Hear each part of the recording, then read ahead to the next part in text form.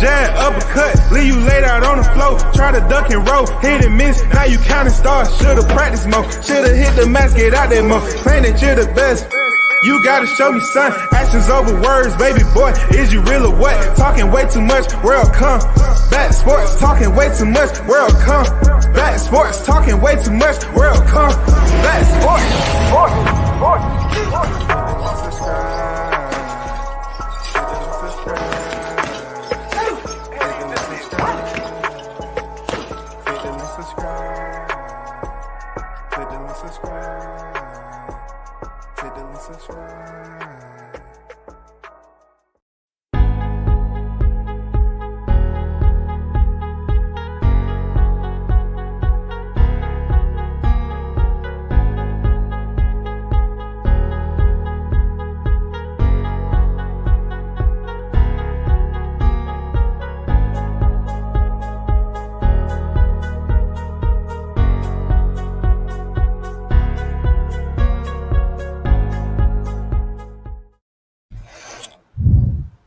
Once again, you tuned in to World Combat Sports. Salute.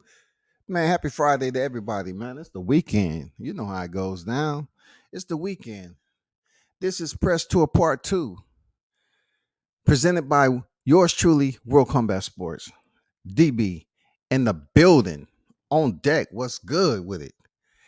Man, first of all, shout out to the WCS supporters as always. Man, love you. Appreciate your support, everything that goes along with it.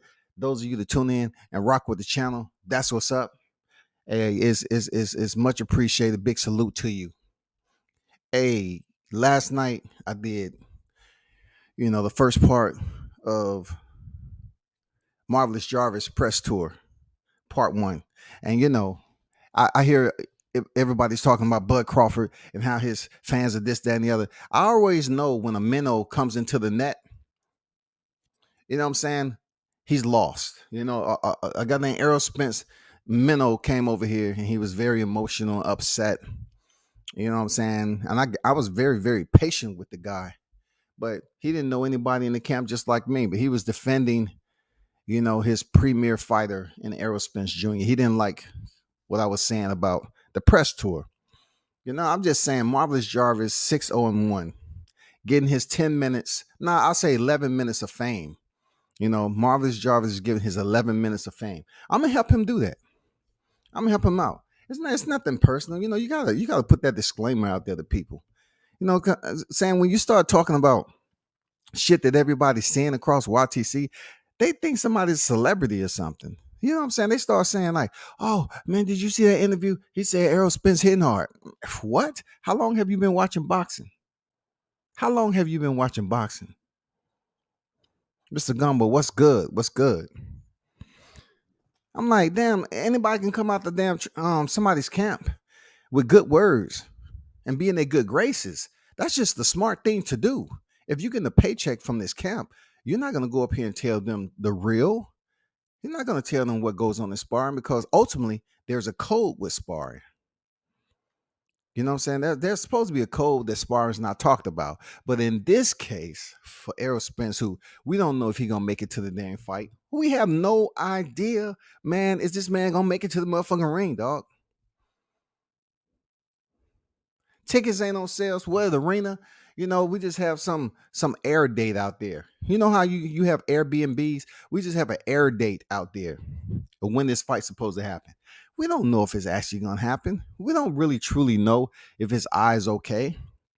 And then, being that I know he's sparring Marvelous Jarvis, I'm pretty content with him going in there with Terrence Crawford. If that's his sparring work, all right, cool. Because I had, it make me, when I hear Marvelous Jarvis, it just make me want to, put up a boxing song for Marvelous. You know what I'm saying? It would make me want to freestyle a freaking boxing song, because I just don't know why you over here going on a press tour and trying to convince people that your words are any different than any other person in this camp will come on here and say. I don't believe you, bro. I don't believe what he's saying about Spence is hitting harder and everything. Like, you go on this dude's IG, he's smiling, he's jovial. You know what I'm saying? He's jovial type of individual. You know, he has a little quirkiness about him as a brother. You know what I'm saying? He's laughing. He doesn't look like he's being punished by Spence. He's putting smiley face. He probably put those pictures up right after sparring and say, "Hey man, I'm going to the showers. All right, cool. I'm out, man. Just let you know. I'll see you next time." Boom. He go home, make some IG pics, and then put them up, smiling and shit, no bruises. Yeah, I don't know where. I just don't put. I can't put it all together. It's just with the name itself, and the name itself, it makes you want to sing about this little, you know, 10 minutes press tour that's going on with Marvelous Jarvis. I don't get it, bro. But I'm gonna get on that, Mr. Gumbo. I'm gonna get on that. I'm gonna talk about the sparring he had down here. First of all, I'm talking about the sparring Bud had down here and what was said behind the scenes and so forth. You know what I'm saying? Dead game boxing on deck, man. Mr. Gumbo on deck. What's good? But Marvelous coming here. It goes something like this. Marvelous, a 6-0-1. Marvelous. While the press tour, my brother, selling us a story. You're marvelous, hey. You're just a sparring partner. You're marvelous. Your words don't mean nothing. Hey, marvelous. You just taking punches. You're marvelous. Hey, yo, please tell us something. Will he make it to the next one? You're marvelous. Hey, I tell him don't go running. You're marvelous. You know Crawford's coming. He has the last one. You're marvelous. Hey, check out the left one. Is it 1, 2, or 3? You're marvelous. Hey. Or why you selling this story? You're marvelous. Hey. Or why you 601? Why you on this press tour? Or why you selling us a story? You're marvelous. We don't understand it. You're marvelous. You're just a sparring partner. Hey, just a sparring partner. You're just a sparring partner. You're 6-0-1. Hey, marvelous. You should have never showed up to the YTC. You're marvelous. Please tell us something. You're marvelous. Will he make it to the next one? I say, will he make it to the next one? You're marvelous. I tell him don't go running. You're marvelous. Hey, that's just all I had for marvelous. Off the top. I just wanted to put it out there. Marvelous. You wasting time coming over here while I still have a channel.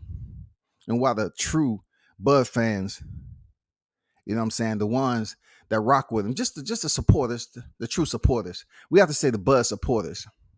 You know what I'm saying? Because you have too many individuals on here that's age appropriate, but they come up with all these other terms and shit like they just learned how to build Tonka toy big blocks and put the ABCs together. So we have to say, Crawford supporters. We have to clean it up and make it more professional. But what I don't know, I mean, what I no, I'll put it this way. I don't know who gave him permission, first of all, to come over here and sell a story. And why the YTC community is so hell bent on speaking with him. Once again, I don't consider the dude, you know, Jarvis Shepard to be a bad dude, but I'm just saying, you're not telling me anything that's going to change my thought process of him potentially not making to this fight with Ugas, because you're coming over here with predetermined freaking motives from that camp, because it got all bad. It was all bad when Mikey Garcia came out here and said his eye wasn't 100%. Once again, that was Mikey Garcia. So when Mikey Garcia put that shit out there, somehow, some way, he was able to infiltrate something. So damage control, they sent the brother out here. Marvelous. They sent Marvelous out this motherfucker, You know what I'm saying? They sent Marvelous out this motherfucker, Jarvis. They sent him out there for damage control right now, and we ain't believing this shit. People sitting up here talking about, well, his sparring partner, if he say he hitting hard. No, this is where my analytics is at when it comes to anything full contact or just extreme sports. Period. I'm looking at it like you 6-0-1. Are you conditioned? Are you this premier athlete? Did Blu-ray train you to get in there with Errol Spence so you can be conditioned? Who's your strength and conditioning coach? I need these questions answered. They're marvelous. I do. I need some questions answered because I want to know if you was in good condition. You wasn't in there all soft in the midsection. And then you say, oh shit, Spencer's he got more pop on his punches. Man, we ain't believing this shit, dog. Marvelous. We're not believing for the amount of time you had a strength and conditioning coach. And you went, look, Spence fight was canceled because of an eye injury. But all of a sudden, the narrative, man, people will grab hold of any type of carrot dessert they see dangling out here in these media streets, right? They will grab hold of any carrot that's dangling and say, you know what? Wow, his sparring partner made a video in the car and everybody rushed to it and said, I got to get him on. I got to get him on. Okay, get him on. Help that man with his 10 minutes of fame. He said he been spent sparring partner forever and a day. But the dude said he don't like going to the fights. He likes staying at home having fight parties so he can have, his food right there and everything else because he don't like to see, his friend get in the ring. So you'd rather be in your own house nervous and full of anxiety rather than going to a fight and seeing it up close. I got it. Marvelous. I got it. Appreciate Mr. Gumbo in the super chat. Thanks for the nickel, WCS and the Barnets. Explain that.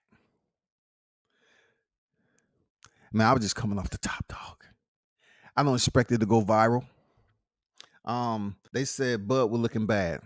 So, they're really good damage control. Anyway, he would duck. Pop a lot on deck, man. Anyway, he would duck the smoke. Man, hey, check this out though. Am I wrong though? For Marvelous Jarvis? Why the press tour, my brother? Why are you selling us this story? We don't need any other information out here that doesn't hold weight. That shit holds just enough weight as wet paper. For real. I'm talking about wet toilet paper. You're coming as a sparring partner. You're there to take punches, bro. You act like you're really telling us something. You're not. I'm just sitting here listening, and I'm saying, what else you supposed to say coming out the camp of Spence? And these damn channels, man, they just running to scoop this dude up as if it's valuable content. It ain't no value to what he's saying, dog. He didn't take the fight because of an eye injury. Because of the eye injury. And then all of a sudden you coming back with punching power and his punches or, from grade, D to motherfucking grade B level now. You know what I'm saying? Now he's all about freaking destruction. He has more punching power. All of a sudden he never was, his fight was never canceled because he had physical issues, really, from what we understand. Well, injury like Keith Thurman. He didn't have a shoulder, elbow, or wrist injury or anything like that because it's been a long time since he fought.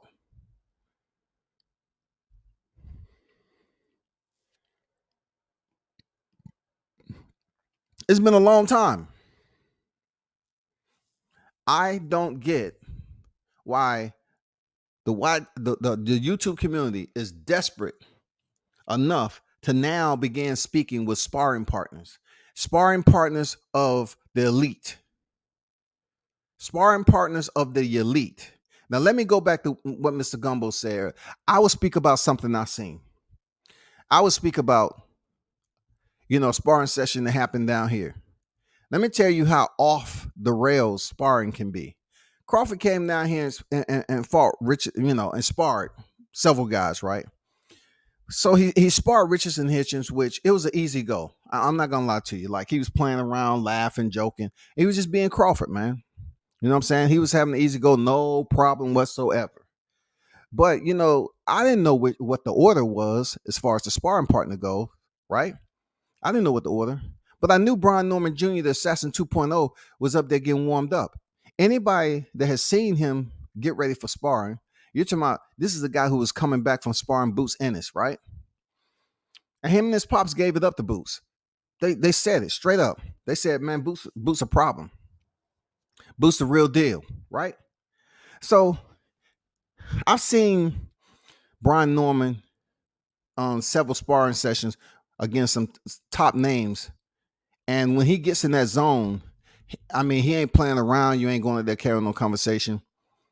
He's pacing back and forth, and it ain't because he's nervous. He's ready to go in there and do work. I mean, I'm talking about destruction.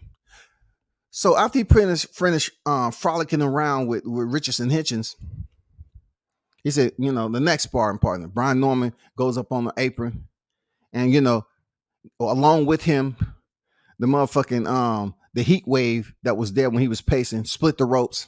They rung the bell, and Brian started unloading goddamn, sticks of dynamite and shit that was already lit when he was outside warming up. Grenades without the pin, just tossed them in there. He cracked Crawford. He did. He cracked him. He went out the gate like, damn, I found out you was not only fucking my baby mama, but you knew it before I did, type of shit. I'm serious. He cracked him. Crawford wobbled a little bit. He didn't go down like people was up here saying. I guess Crawford was like, I'm here for a sparring session. I'm Terrence Crawford. I'm here for a sparring session, dog. And it's not gonna be that bad. But Brian Norman laid into him. Real talk. Like, it wasn't no smile. It wasn't no playing around. Crawford, somebody told me Crawford told somebody else, I'm not gonna mention no names, but he said, man, that dude tried to go in there and kill me. Brian came out the pocket, man. He was dropping bombs on Crawford, man. I mean, it was the type of shit that you was like, damn, is it a backstory between these two? But no, that's just how Brian Norman is. He was the same way with Tank Davis. He was the same way with Tank Davis. It ain't the Assassin 2.0 for nothing. Like, he split the ropes on Crawford. And Crawford's my boy. But Brian is a hometown fighter, man. You know what I'm saying? Norman Jr. is my boy too. And down here in the A, doing the big things, he's gonna get his shot. He is an absolute beast, dog. And I can speak on that sparring situation, because look, this was before he stepped in there with Sean Porter. He was down here getting work. This was the Shakur Stevenson, Jamel Herring fight week. Crawford and him sparring like 3 or 4 dudes. And there was plenty of people in that gym.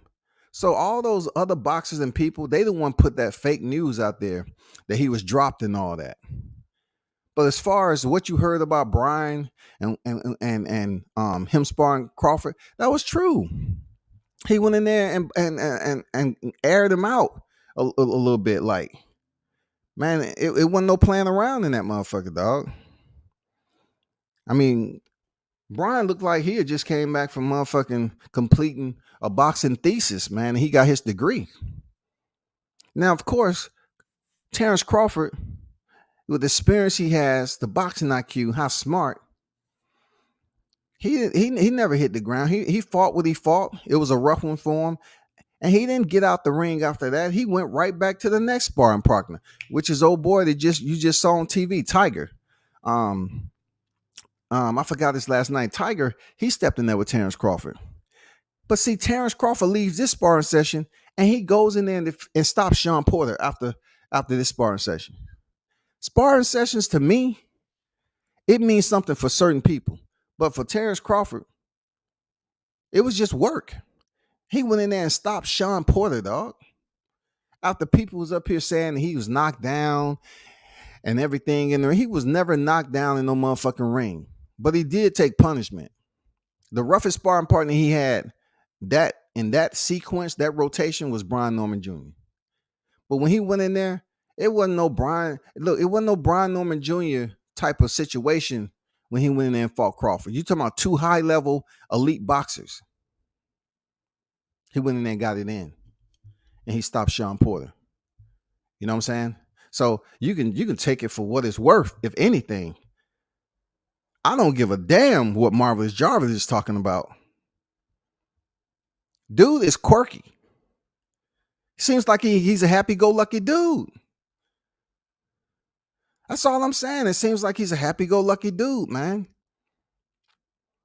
You know, he like to go around life and have fun, you know, and enjoy life. But for you to come in here and try to convince us that shit, you know, I've been Errol Spence's sparring partner. Man, people haven't even really seen you like that. Like this dude, if you go on his IG, and I really don't trust the artificial intelligence and all that when it comes down, but he has 56K IG followers. So somewhere, somehow, he's popular in the eyes of somebody. But he ain't popular in coming on the YTC trying to convince these gullible Spence fans that here's something you can run with. Pull up a thumbnail. I'm doing a press tour on YouTube. And I'm gonna tell people that Spence has got his pop back. He did not get canceled from a fight because of his pop. We want to know how many times you blasted him in the eye.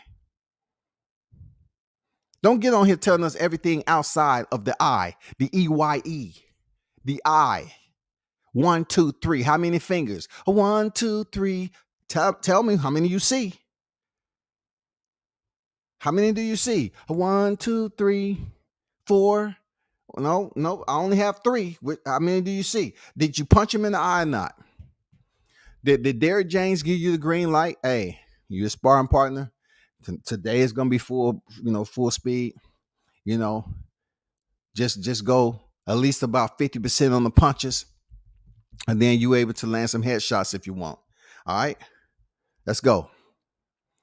I want to know how many times he hit him in the eye. Can you tell us that they're marvelous? That's really a good damage control. I'm happy you was there.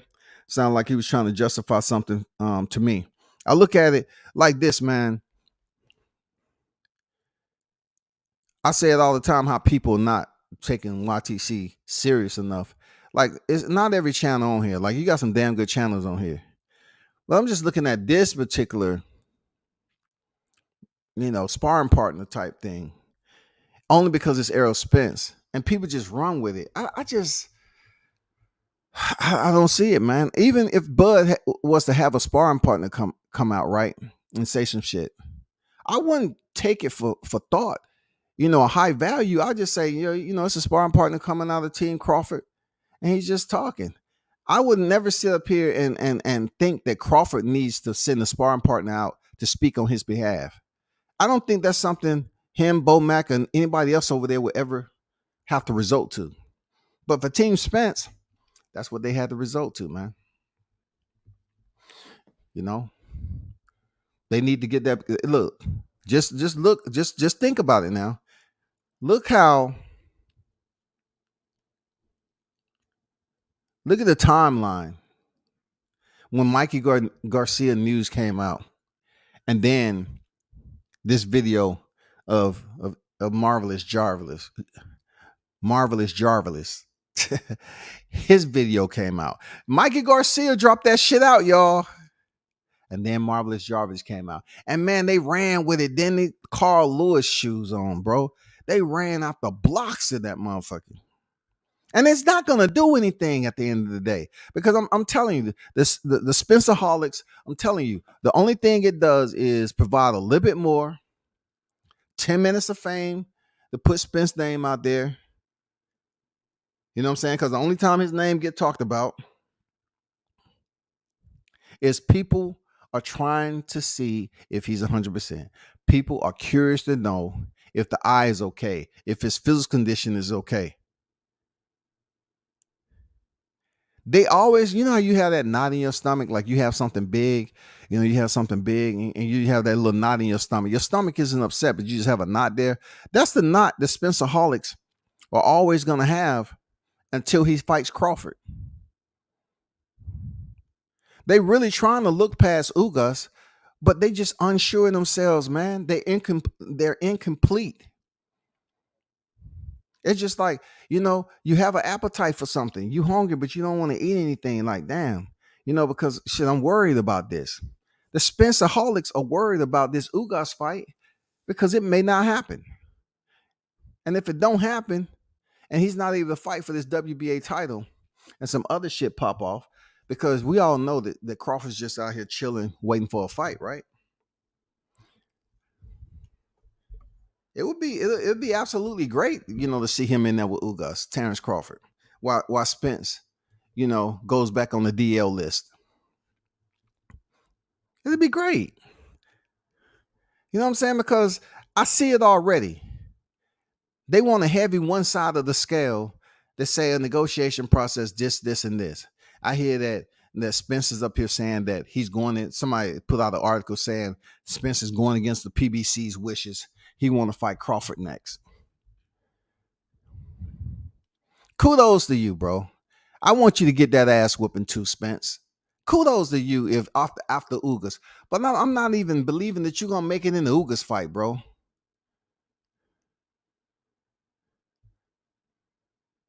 We seen your stablemate, Jamel Charlo, struggle with Brian Castano. What the fuck you think Crawford gonna do to you? Look, I'm gonna tell y'all, when Spence step in there with Crawford, that's gonna be the demise of Derrick James. Watch what I tell you, bro. Watch what I tell you. At one point in time, they were saying that Derrick James trainer of the year, this, that, and the other. All right. But when he steps in there, it's some crucial fights coming up. He has Jamel Charlo coming up with Brian Castano. We're still looking to see how that plays out, right? And then, whenever it comes around, if it comes around, we'll have Crawford Spence. When Errol Spence goes in there and look as bad as he's going to look against Crawford, it's going to be Derrick James' demise, man. His 10 minutes of fame is going to be over too. That's what I believe. Derrick James' 10 minutes of fame is going to be over too. I believe Crawford is going to make it easier, make that fight look easier than what people, credit him to do. I think he's going to make it look pretty easy because people are just going off they're living vicariously through Spence. Spence fans live vicariously through him. They would sit up here and be avid, y'all. They'd be avid about goddamn defending Errol Spence. Like they standing outside his window waiting for him to toss out some filet mignon, some straps. Or they got them throwing out some box lunches and shit with his autograph on the damn bag. These people will stop talking to you over Errol Spence, dog. And you're not even saying anything personally about them. That's what I found out about this YTC when it comes to certain fight fans, the certain clique and groups. They get entirely angry when you mention something about their fighter that they never met or broke bread with. I went through the Deontay Wilder era of debates. You know what I'm saying? The Teofimo era of debates. Terrence Crawford era of debates. And I would say, damn, I don't know, Terrence Crawford debates isn't as rough and rugged as what I went through with Deontay Wilder. For real, because they love to hate on Deontay. But a close motherfucking second is Terrence Crawford.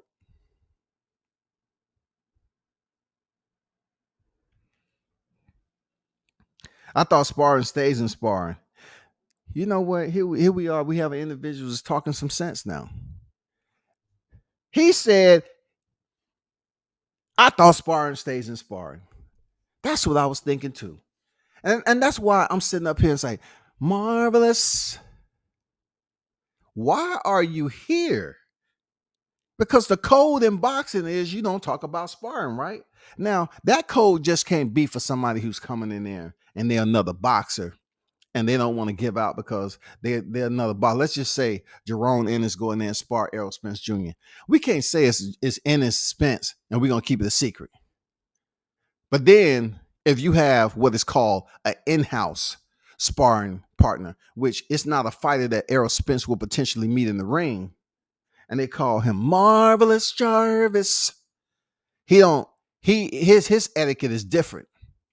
Marvelous etiquette is he can get out here and make a video and talk about and big up Errol Spence's punching power and how sharp he's looking. Of course he's looking sharp. Because the corners of the check is sharp. You want to feel that check. You know what I'm saying? You want to feel the corners of that wad, that $26 that you get for sparring Errol Spence. You want to feel that money, dog.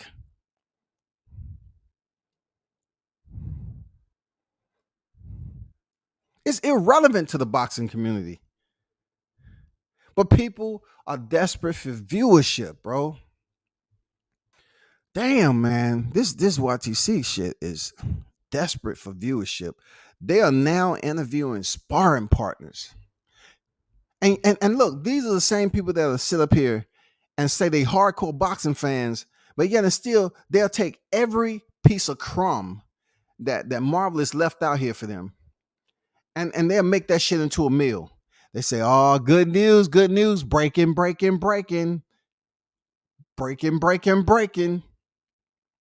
yo, breaking news. Errol Spence sparring partner Marvelous Jarvis said, man, his punching power is unlike we ever felt in sparring before. All his opponents from here on out are in trouble." Okay.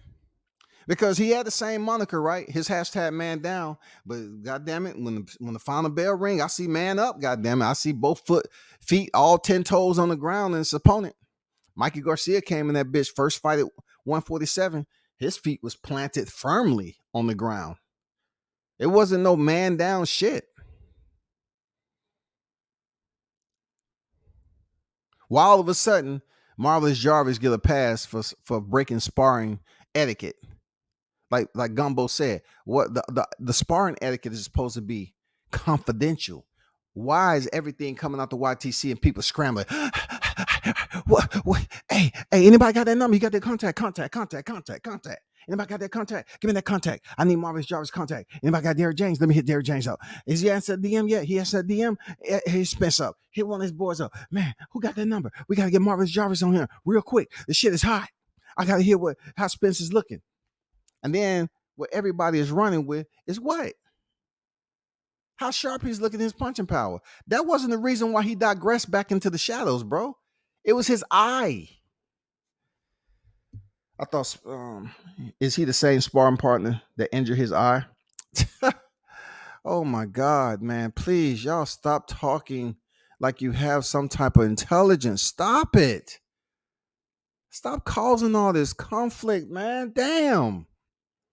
He say, is he the same sparring partner that injured his eye? Oh my God! Let me ask this question. You know, Pop put it out there. Like, let me ask Spence: is this guy the one who fucked you up? Is Marvelous Jarvis? Is he the one that goddamn fuck you up, dog? Because if he is, it's only gonna elevate my point. Is this the dude to fuck you up?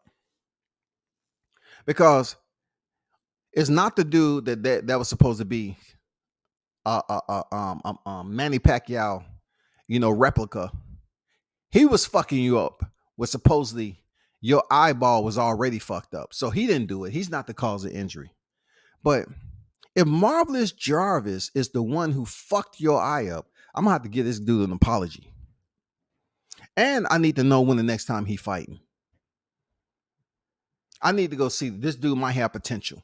If he's fucking Errol Spence up and sparring and they want to do damage control and shit because he owed them airtime, he said, hey, Derek said, hey, I want you to go out there and since you fuck Errol eye up, I want you to go there on the media and you gotta do damage control out there. You gotta tell them You gotta tell them, that he looking sharper, his power, his punching power.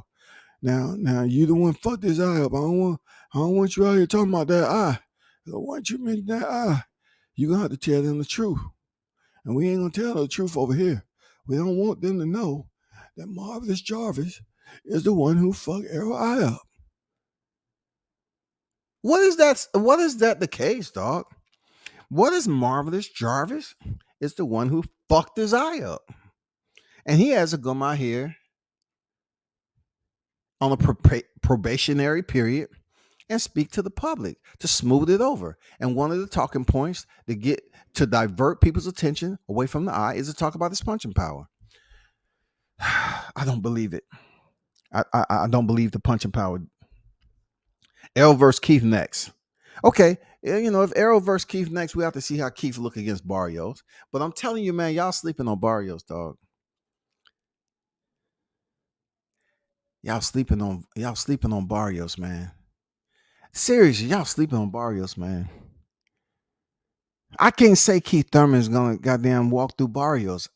I don't see it. Barrios was struggling to make weight at 140. Now he's at 147. And I truly believe, I'm telling y'all right here, right now, I watched him fight several times already in person. Barrios can box, man. When Tank hurt Barrios is like, come on, man, goddamn, let's go. I want more. Don't walk out the battle. Don't walk out the firefight. Because sometimes Tank, he like to do damage, and then he like to admire the way his prey is looking. He takes time off, because when he gives you that clip, when Tank Davis air the place out and dump the clip, he takes the time off. That's why in Isak Cruz fight, he was constant pressure. And he forced what? He forced Tank to move. He forced Tank to move because he did not provide that air pocket. Barrios did. Barrios sometimes will sit there. He get hurt, or Tank is just taking that time off. Barrio didn't make him pay. He didn't got down, make Tank write some checks. That's real talk.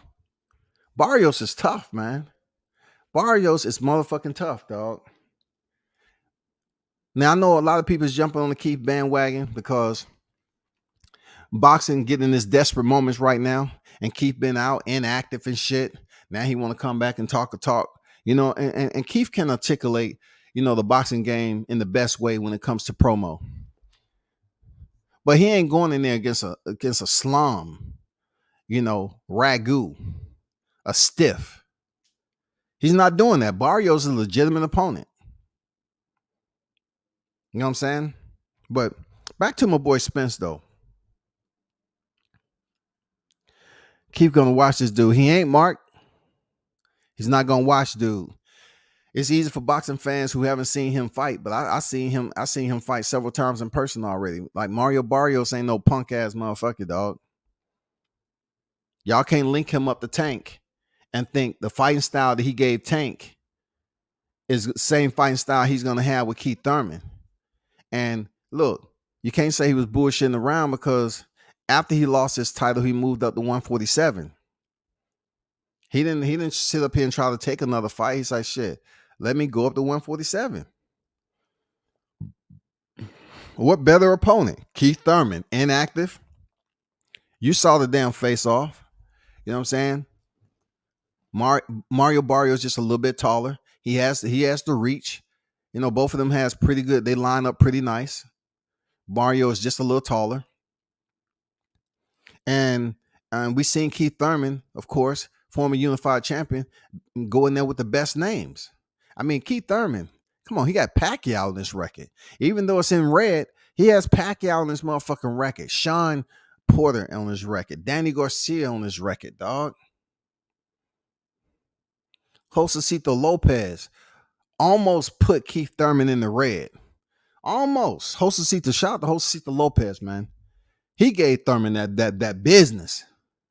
But when it comes down to it, We don't know what Keith Thurman we getting. We don't know how much he's spending with his newborn, his child, and his newborn child, and just spending time as a newly married man. It's a lot of questions that we need to know. Just like we asked the questions about Spence. We don't know what the fuck. All it is right now, people going off of hoping and prayer. For real. I just wish some of the Spencerholics will control their anger a bit more and don't get so feisty. Just off motherfucking YTC banter. That's all it is. It's just crosstalk back and forth. You have your fighter that you support. I have my fighter I support. But then you get people that's just really going in and making it personal. And they haven't even been to but what one or two fights in their entire life. They never really seen these fighters in person. They never seen them in an open workout. I'm just saying it makes a lot of difference seeing some of these fighters in person, getting to know them, following their careers and everything else. Then listen to Marvelous Jarvis, a sparring partner, all of a sudden, who is becoming a relevant talking point on YTC, bro. Stop it. Stop it, man. Stop making this guy out to be some incredible freaking mouthpiece who's passing a message and shit, man. A message of validation. It's not. It is not that message, man. Y'all give Marvelous Jarvis the time of his life so he can have these videos out there, and that shit is quickly dissolving. It's just like watching the motherfucking, the sunset. You see the light and this shit just going down, keeps getting darker, darker, darker. And then you're back in the nighttime. You know what I'm saying? Dawn to dusk. The dawn was good for him. He was getting interviews and calls. I bet he did it all for free because he's a sparring partner. You know what I'm saying? He's the General Bob of Errol Spence's freaking fight camp. And he comes on here. And I just look at the video he did initially and I say, damn, that one video in the car about him talking, everybody lit up the phones, and that's what they wanted. They wanted to brush over and water down the shit that Mikey Garcia was talking about. That shit was damning, wasn't it? That shit was motherfucking damning, dog. People lost their damn mind. Oh shit, Mike Garcia. Because believe it or not, Mikey Garcia stepped in the ring with him. So they look at Mikey Garcia as somewhat a credible source. So they say, oh shit, Mikey Garcia, he don't have no ulterior motives. He's not about to step in there with him. And look, Spencer's not even stepping in there with a so-called Mexican fighter. He's stepping in there with Yadinas Ugas. So they look at Mikey Garcia, he don't have no ulterior motives, man. This could be true. Then all of a sudden, you pass by Derrick James' gym, and it's a car that's running outside because it's a little bit chilly, right? You see a car that's out there running, and you see a guy inside doing a damn video. And it's Marvelous. Say, why you tell us something? Marvelous Jarvis doing a video on Errol Spence Jr. I be damned. I got to see him beat Keith. Then I say Keith needs to hang it up. Mr. Pass on deck, what's good? Listen, I don't know why so many people are believing that Keith Thurman is done and washed up. Like if he goes in here and gets stopped by Mario Barrios, a fighter that's moving up, and that's his first attendance at 147. Even with that loss, I wouldn't say you need to hang it up. I would just say that maybe he just need to, I don't know. It's according to who's training him or where his mindset is. Because you're talking about the former unified champion, man. We need to stop. We need to stop stepping on a fighter's head. You know what I'm saying? Trying to stump them out of the sport of boxing. All because they have one loss. If that's the case, man, I can see why Cool Boy Steph was saying what he was saying last night. You know what I mean? Like Cool Boy Steph, he was on Pac-Man's podcast. And he was pretty much keeping the 100, man. He was keeping it real about shit that happens in boxing. You know what I'm saying? Like he say it'll be good if they had a facility for fighters who's going through this, that, and the other, because he be going through some things, and for him to get that help.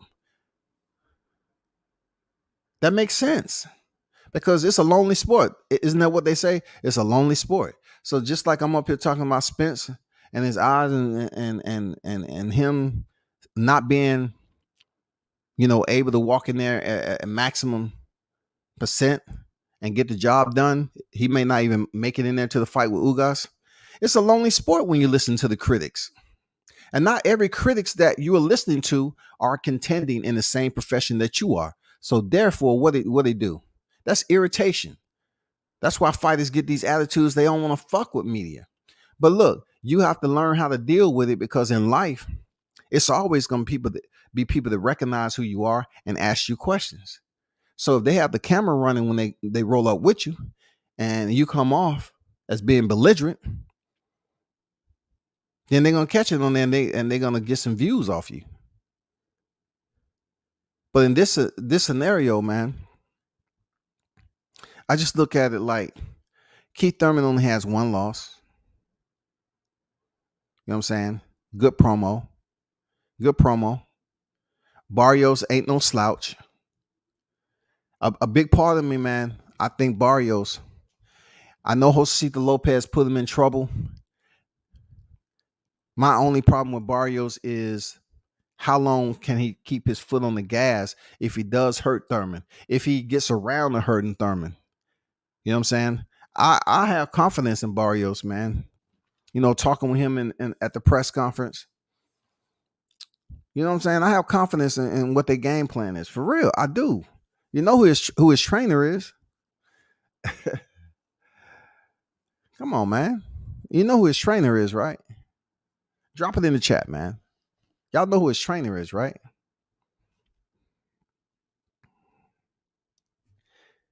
D-Ray Promotions on deck. What's good? King Mitch on deck. Salute. Mr. Pass said, probably the inactivity. Some fighters, let me give you a perfect example of inactivity. Like Dominique Cruz was gone from the sport damn near 2.5 years in MMA. He came back and won the title. They gave him a title shot right off the rip, and he fought a top level opposition who was a champion at the time, and he won the title. You know what I'm saying? He won the title. He said ring rust is just a myth. That's what he said. Dominique Cruz said ring rust is a myth, but I don't think Keith Thurman had ring rust. I think Keith Thurman was just absolutely distracted. He had stuff going on with his girl and everything else. His mind was in a state of love. You know what I'm saying? He was seeing those popping hearts and shit. He was just goo and everything, and he was just in a whole nother state. He was in a softened state, a state of love. So therefore, that's where it was. But when he comes in here with Mario Barrios, I'm just curious if Mario gets him hurt, will he take the risk to close in and try to finish the job? That's my biggest concern.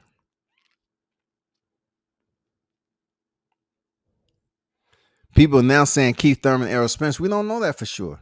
Errol Spence may go in this fight with Ugas and get hurt.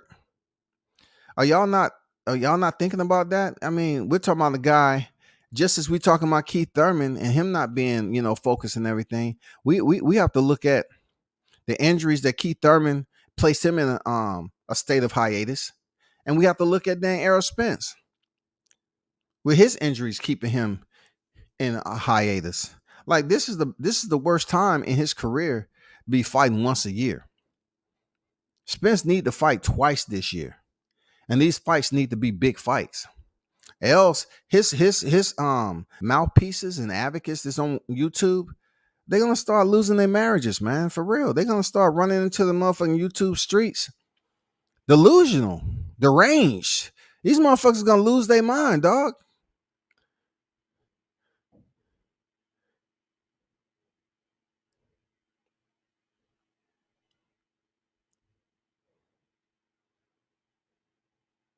We need some type of backup plan for these cats once Errol Spence take this first L.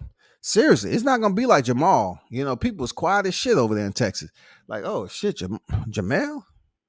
Shit, Jamel lost to Tony. Oh shit. It's some big names over there in Texas. And people need to have triages set up over there. Because goddamn Jamel Charlo is going in there against Brian Castano coming up. Mar Charlo is gonna fight whoever that's coming up. Very tough fights. And then you got Errol Spence, some tough fights ahead. It might be goddamn what's that shit to be blowing across? You know, in them old Western movies, tumbleweed. After these 3 fights take place, these boxing gyms might be closed. You might see a tumbleweed blowing around in the parking lot. They might have to take time off, like the pandemic. They might have to put a sign out on the store and say, you know, we're sanitizing for COVID. But really, they need to goddamn reset. They say, hey, goddamn it. Man, Texas was doing big things. And Jerry Jones calls us up. He said, listen, I know what it's like to lose. My Cowboys do it all the fucking time. My Cowboys do it all the fucking time. So what I'm gonna tell y'all, take some time off, man. You know what I'm saying? Take some time off. Just relax. Don't think about boxing. Because right now we need boxing to come back over here and be on the forefront of Texas. That's what we need. All these losses that we just took, we can't do that. And furthermore, you know, I'm gonna give you a week off, but goddamn it, hey, I want you to return back to the gym, clean up all that tumbleweed. You know what I'm saying? Feel refreshed, and then I want you to take another 3 to 4 weeks off and just relax. You know what I'm saying? Keep my city clean. Just relax. All right, I'm gonna go there and talk to Derek. We might have to get him replaced. Cause look, y'all. That's the same thing Correa was saying. That's why Correa got released from the team. He was saying he hope Errol Spence lose so Derek can get fired. Hey, Correa's up there wishing this shit. He said it, dog. He said it. You think he ain't? He still remember. You know, he still remember. I'm just putting it out there like Derek James has a big hill to climb. And if he the one that authorized Marvelous Jarvis to come on this YouTube shit and talk about sparring, shame on him, goddammit. Come on, bro. You talking about a dude who want to run a close, a lockdown type of damn vessel? When motherfuckers can't they can hardly breathe when they walk in this gym. No phones. Take the battery out. Well, I have kids. I need to make sure they gotta take the battery out. No phones.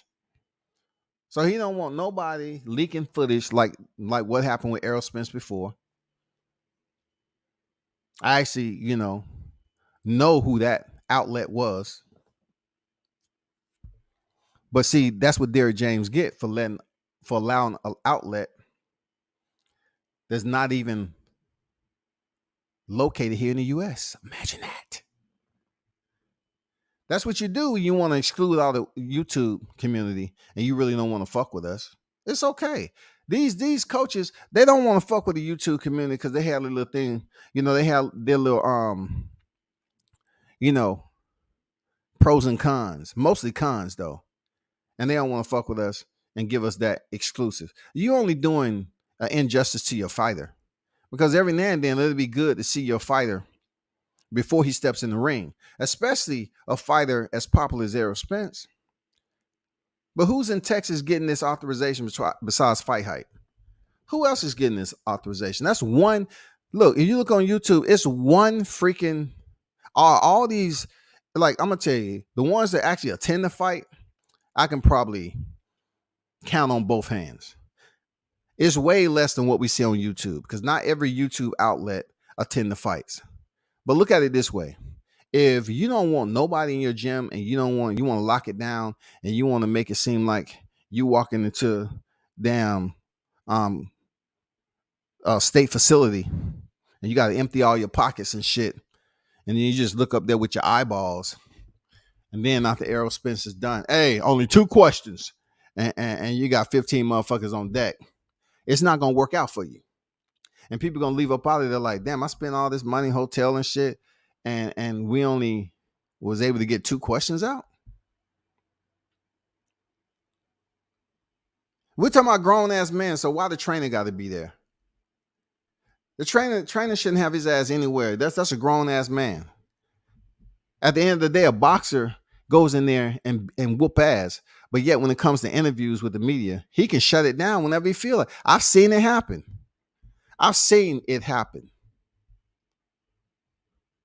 If Crawford want to shut down the interview, he'll shut it down. He'll shut the shit down, dog. But that's just me. That's just what I'm saying. You know, it just don't make any sense.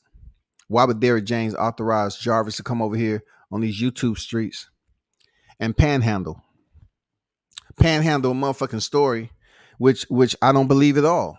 I don't care about anything with his power. He has what he has when he fought Danny Garcia, Mikey Garcia, Sean Porter, Algieri, whoever y'all want to give him credit for, Kell Brook.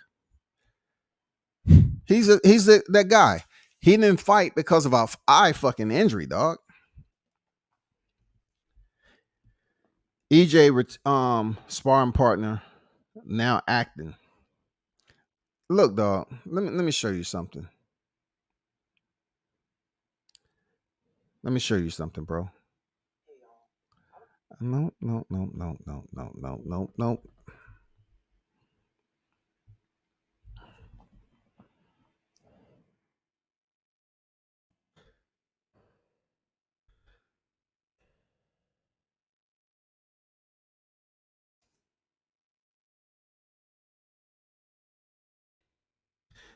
So that person just said Marvelous Jarvis is an actor now, right?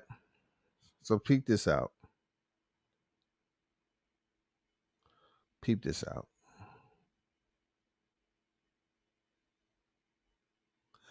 Let me share screen. This is let me go right here.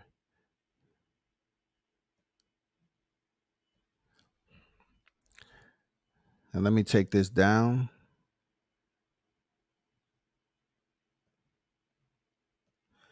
So right here, this is Marvelous Jarvis, IG.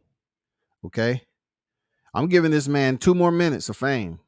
I don't have nothing against him. He has 56K followers, right? Video creator, YouTuber. All right.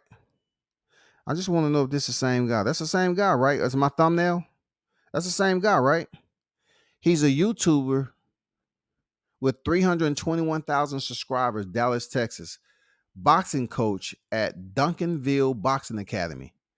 So Duncanville Boxing Academy obviously is not Derrick James. He's a pro boxer, 6-0. The undefeated record looks great. You know what I'm saying? That looks great. He's a video creator. So he's a sparring partner, part-time. You know what I'm saying? He's a boxing trainer. So for that individual to say he's an actor, all you got to do is just take a look. Let's look at this right here. 1 or 10?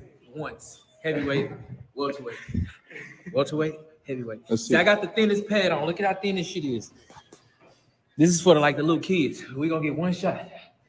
You ready? Yeah. All right. Is that?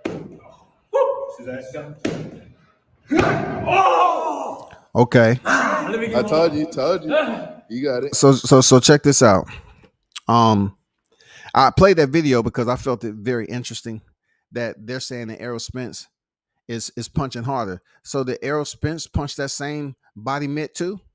I'm just curious. Don't be mad at me. I'm just curious. Was Errol Spence using the same body mitt too? Because that dude right there, he hurt him also. Obviously, he's a heavier weight class, but it wasn't no serious amount of punches thrown. It was just him sending some body shots, and then looked like it was extremely difficult, hard. You know what I'm saying? So did Errol Spence hit this same body mitt or what? I'm just saying, bro. Listen, I'm just giving you some analytics about this hard punching power. Did he use the ROX bag? Let's see this video. He said, "Dude, want to be an actor?" Yeah, he taking some pictures. That's a model shot right there. You know what I'm saying? Dude is having a fun time in life, bro. See, I ain't want to do it to him. The brother's having fun. Look, I'm trying to keep it on track because I'm not clowning him. Because I say this all the time. Like, I don't care what people do. You know, they having fun in their personal life, but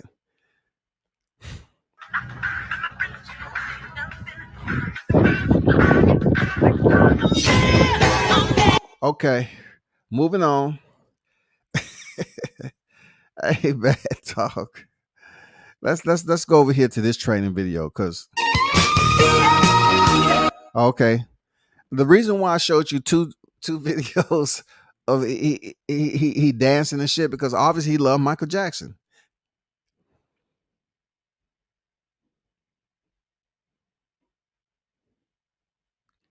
It's a sparring partner.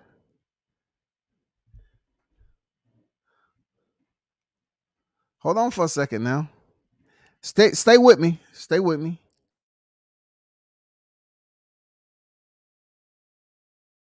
You know you're old if you used to read the cereal box.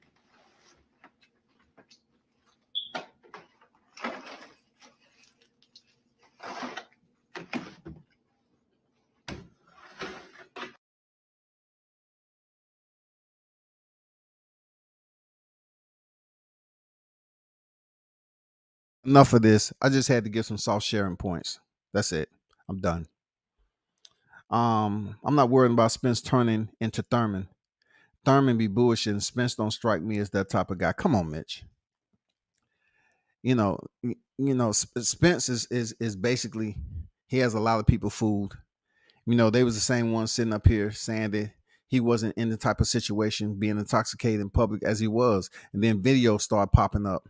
That's after the trainer in Mayweather's camp put it out there, and people ran with it just enough to say, "Oh, why would he say that? This, that, and the other."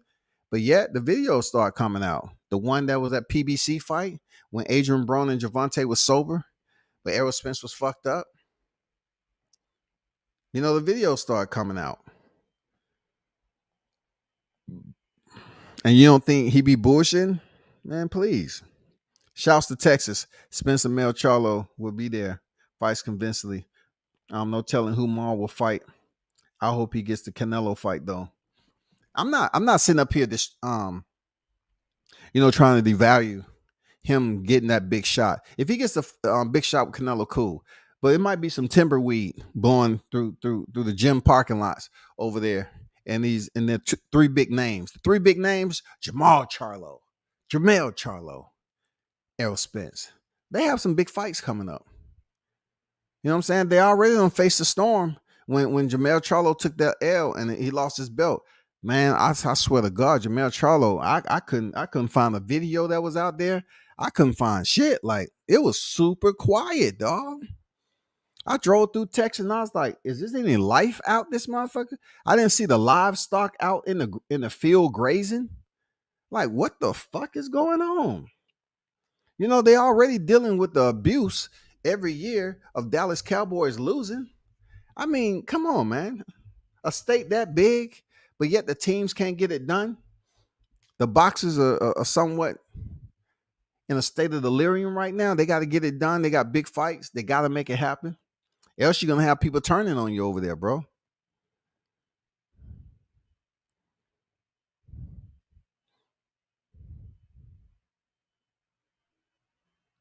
I hope nobody in the live chat screen recorded, the Marvelous Jarvis situation. I hope nobody really screen recorded it. You know what I'm saying? Because it was really nothing that you need to listen to be honest. He was just going around making the rounds, man. You know how you just send the messenger out there? That's all it was, bro. Don't take it serious, man. That's all it was.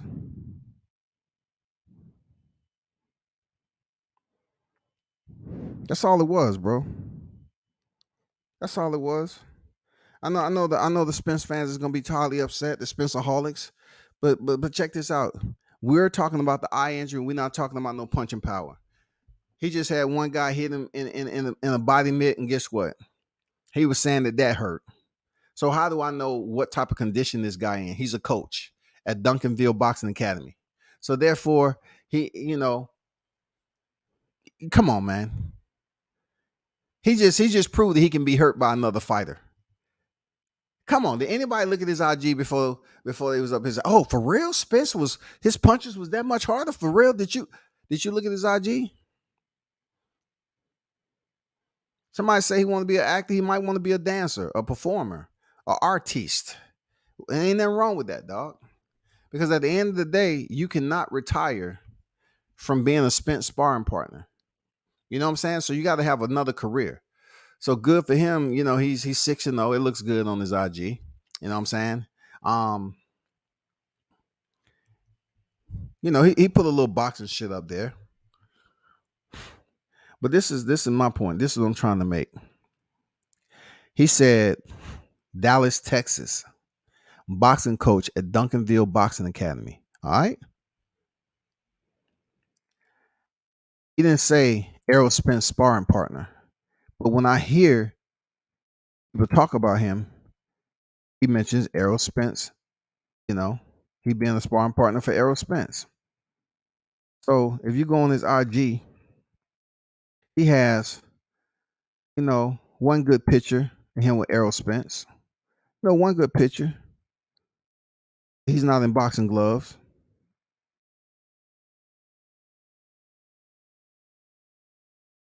So people acting like, that's the only sparring partner. He's the only sparring partner. I just want to know what type of condition this dude is in. Is he in the type of condition that Errol Spence is in? Is he up there working out with Errol Spence or making Michael Jackson video? Just beat it, beat it, beat it, beat it, beat it. Come on, Marvelous Jarvis. Come on, Marvelous. Come on, man. That's all I had to say on that, man. That's all. That's all. I just had to, scratch on it a little bit since it came on the surface. I just had to, pick it up, see what it was about. Because I just don't see why YouTube algorithm, has had a little miniature spike to it. Just because he was over here telling us that Errol Spence punching power is improved. He's hitting his hardest and he's sharper. Don't believe it. I don't believe none of it. Absolutely not. Absolutely not. D-Ray say nothing wrong with that. I'm not sure what you was talking about, but you have the right to your opinion. I'm not worried about his videos or anything. I'm just saying, like, my whole point was to put the body mitt video out there.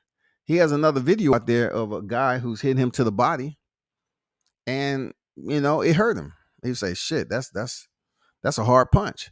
That guy wasn't Errol Spence Jr. So what did Errol Spence? Where was he lighting them up? Was he lighting them up at top, or he was lighting them up to the body? Because take away the pad. I'm saying just take away the pad. Then you got straight glove to ribs. I'm just wondering how he is body work wise. Is he in fight condition for this sparring session? Do he need Blu-ray to come in there and get him ready? Because the strength and conditioning team that's already there, they strictly for Spence. They're not there for the sparring partner. They don't want the sparring partner getting in goddamn good condition. Another video pop out like, oh shit, Marvelous in there fucking Spence up, shawty.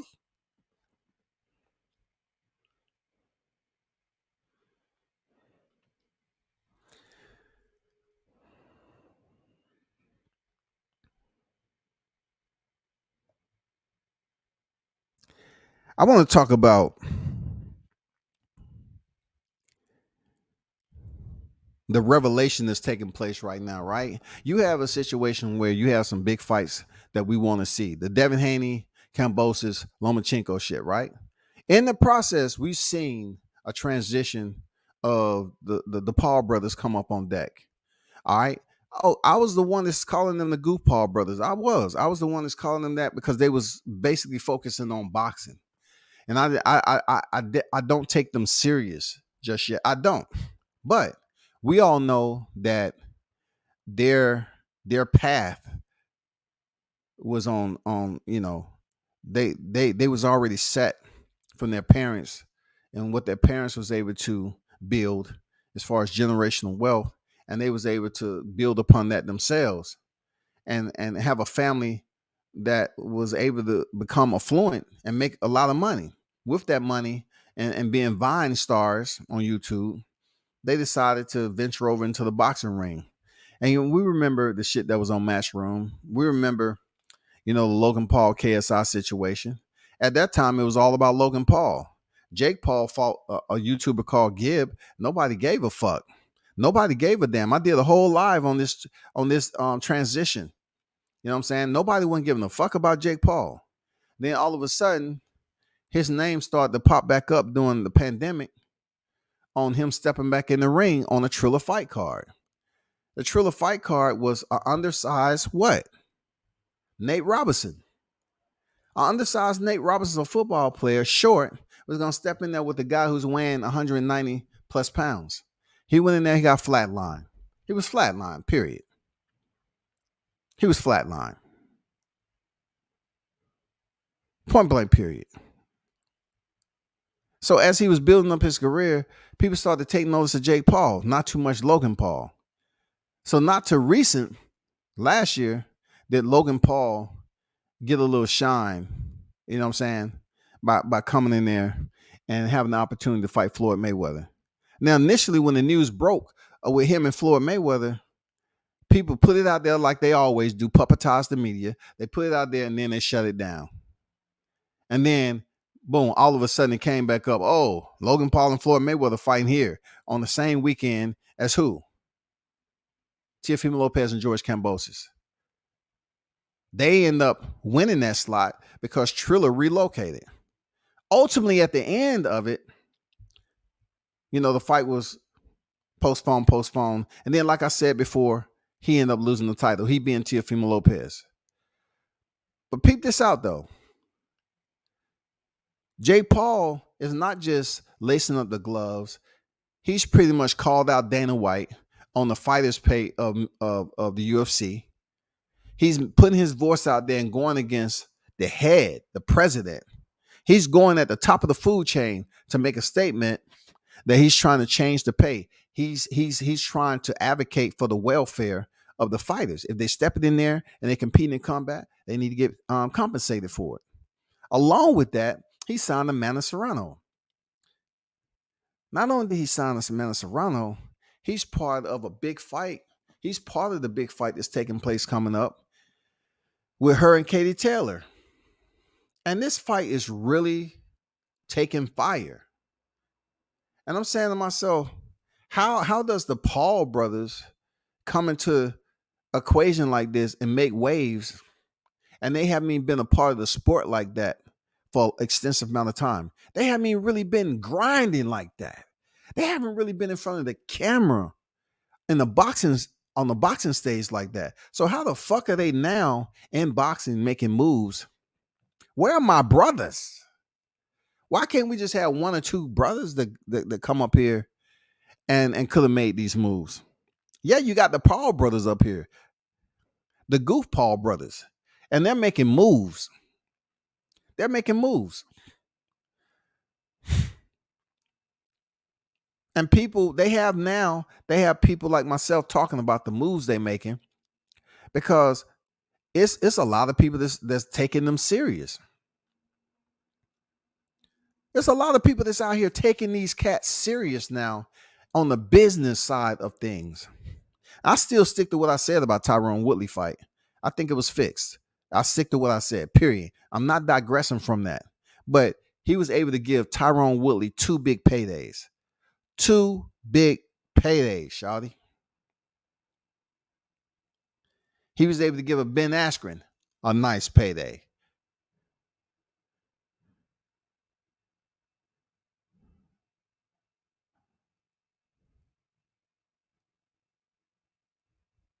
How are these cats able to come in here and make these moves? When initially Amanda Serrano signed with him, I said, well, she sees something that a lot of people don't see. Especially for women boxing, we've been hearing that they've been trying to,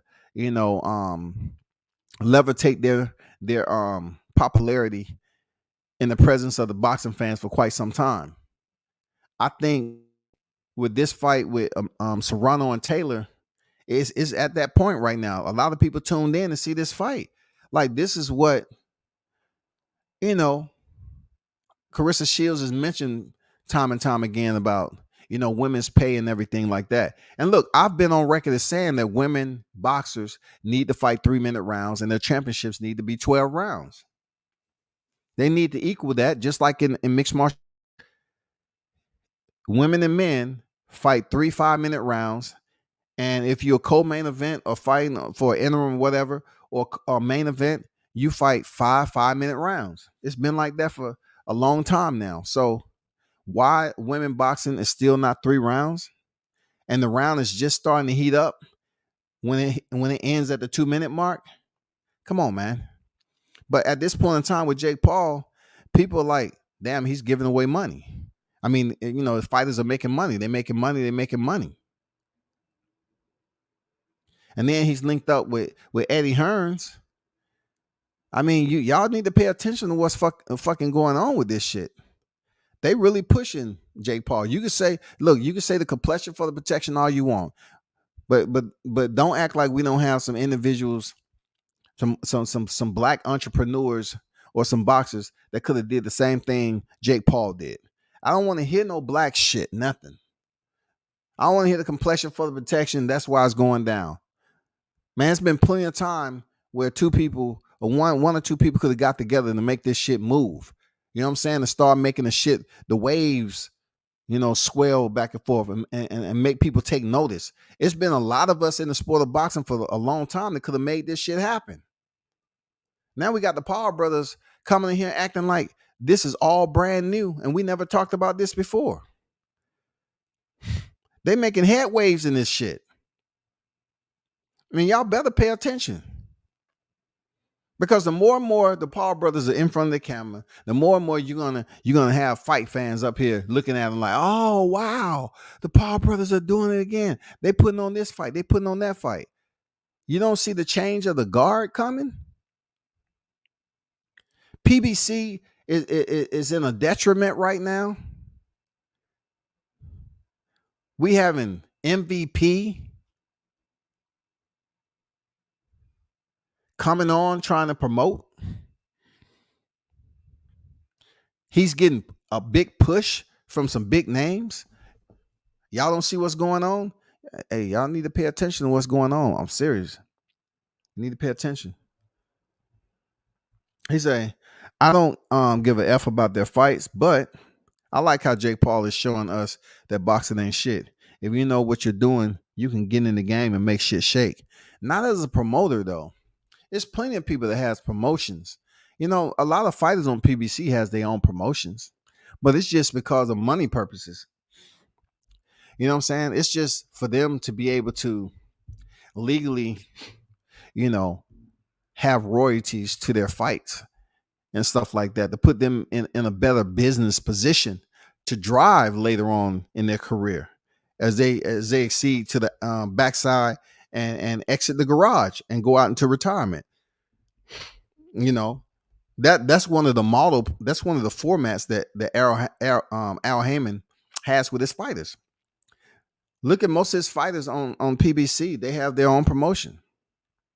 Devin Haney has his own promotion. A lot of fighters do that shit. But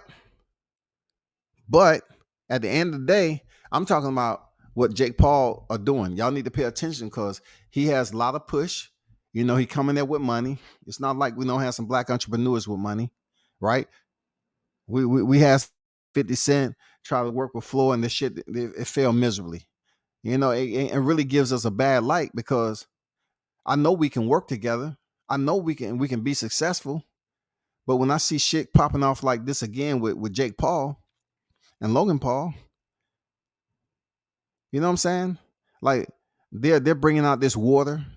Jake Paul, him and KSI who fought the first time, they're linking up as business partners. I mean, come on, man. Why are these guys taking over from YouTube though? These guys was all YouTubers. And they wasn't talking about fucking boxing.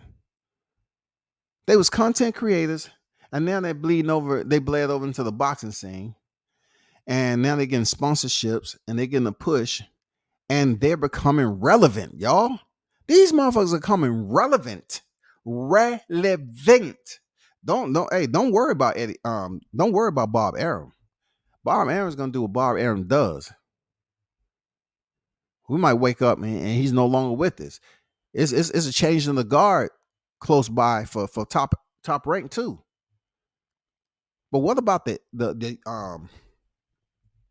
what people consider the black side of boxing, black owned, and all this other stuff?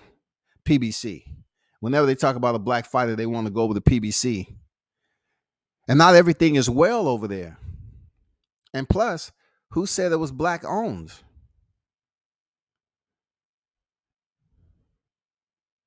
Who's a minority owner in that shit? Are y'all forgetting about the hedge fund?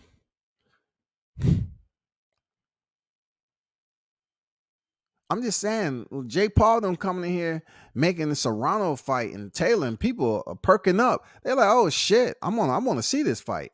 They making moves in this motherfucker, man. And you're gonna hear more and more and more people trying to get them on now, especially on this YouTube shit. They're gonna try to get Jake Paul on. They just want to hear him talk. Okay, kudos to whoever is the first one to really get Jake Paul to sit down on one of these regular channels, like they did Rick Glaser. And that's a whole nother topic. That's a whole nother topic I need to talk about. You know what I'm saying? On how, nah, I'm not even gonna go into in this live. But y'all really need to pay attention to what's going on with the Jake Paul brothers, because they're making serious moves, man. They're shifting gears in the boxing shit. And I just don't see why it's being done so easy. Why couldn't it have been done earlier? We can't just go off of, all these black entrepreneurs, and we want to talk about black this, that, and the other, but yet we cannot sit up here side by side and take over something that's been in existence for decades. We could have had plenty of other people to step up and say, we want to get into the promotion aspect of it. We have our team together. We have sponsorships. We've really been planning this correctly. So now we plan on putting a fight on over here, and this, that, and the other. They say money talk, bullshit walk. We have a lot of wealthy, affluent business entrepreneurs out here that can pretty much go about the same thing the Paul brothers are doing, right? But I don't see it popping off like that. So I'm really like, it falls on deaf ears when you're talking about business wise. It's all about brothers can't get it done. You know what I'm saying? Brothers can get it done because every time I turn around, I hear about the Al Heyman. Al Heyman doing this, Al Heyman doing that. He is doing some things, but also there's some unhappy individuals over there that allegedly haven't been paid all their money.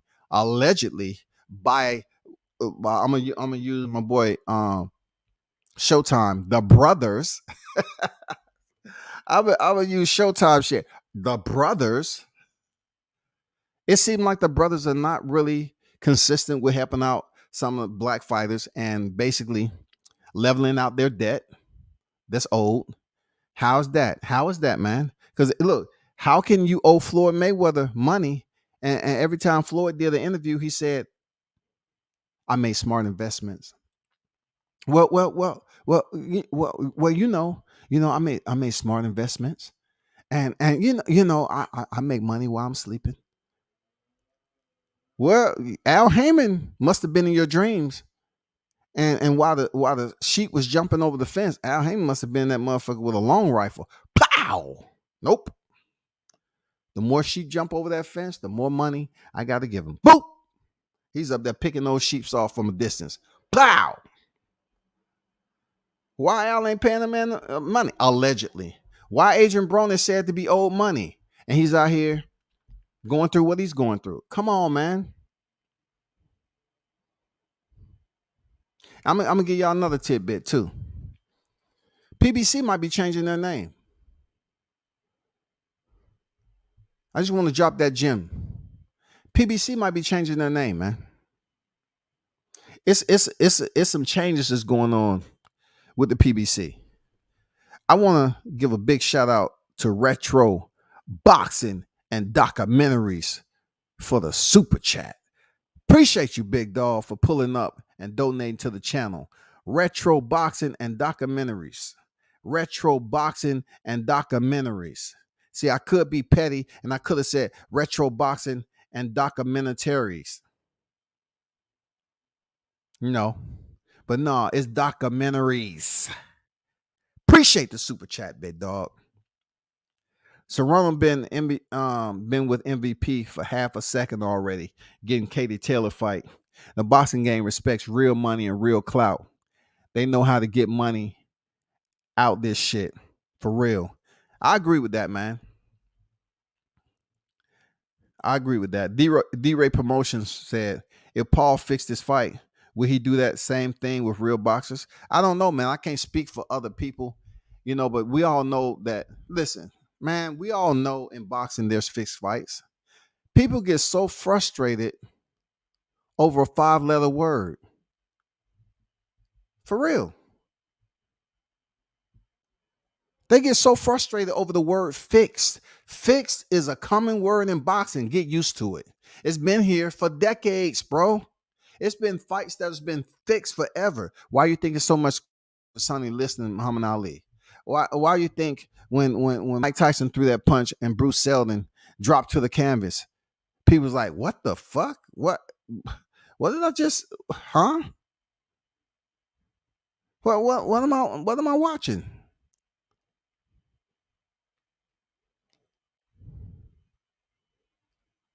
It's been fights that happen that's already predetermined. That's just the way of the land. Period. You need to get used to that. If you're a casual boxing fan, a temporary, you need to get used to understanding how that works. It's always going to be fixed fights in boxing. It's just an unspoken language that you bring up in general conversation to somebody.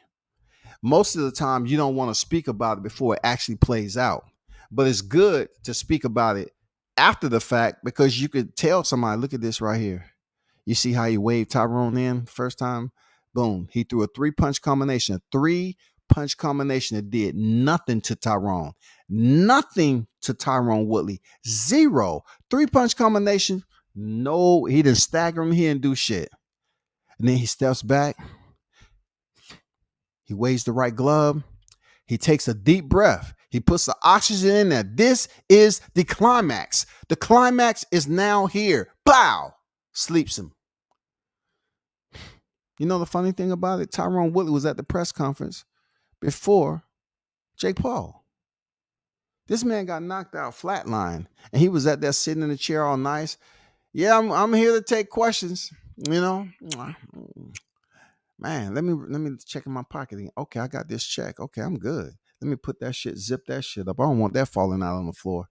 Tyrone Woodley was at the press conference before Jake Paul. But that has nothing to do with what he's doing right now. That's just what I saw. But Jake Paul to basically be in a situation with signing Amanda Serrano, a 7-weight champion, and to get her a fight with another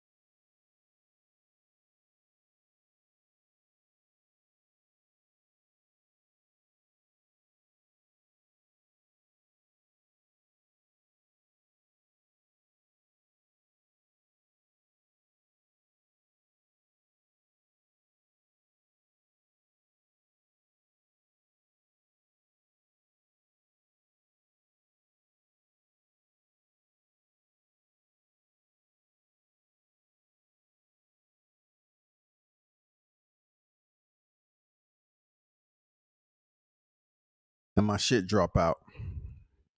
Hold on for a second. All right, cool.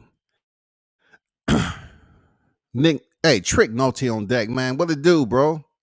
Shout out to my dog.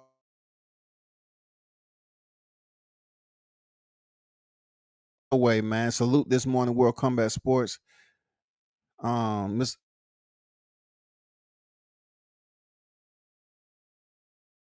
man, doing a lot behind the scenes when it comes to the sport and for these fighters, the OGs of the sport. You know what I'm saying? Trick up their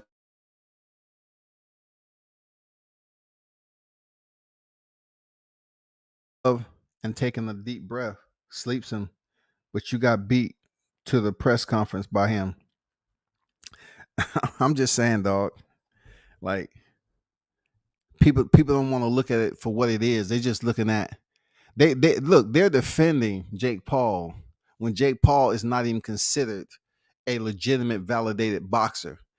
All his opponents have been undersized opposition. This is not about to take Jake Paul down, because really I wanted to highlight him signing the man of Serrano and how he moving it. Now, of course, I'm going to talk about Carissa Shields' situation.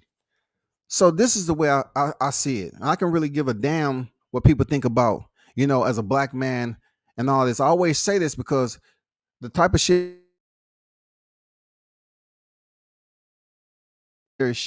and me and black and all that, but they don't look at the fact I've been around the world and dealt with so many different types of ethnicities.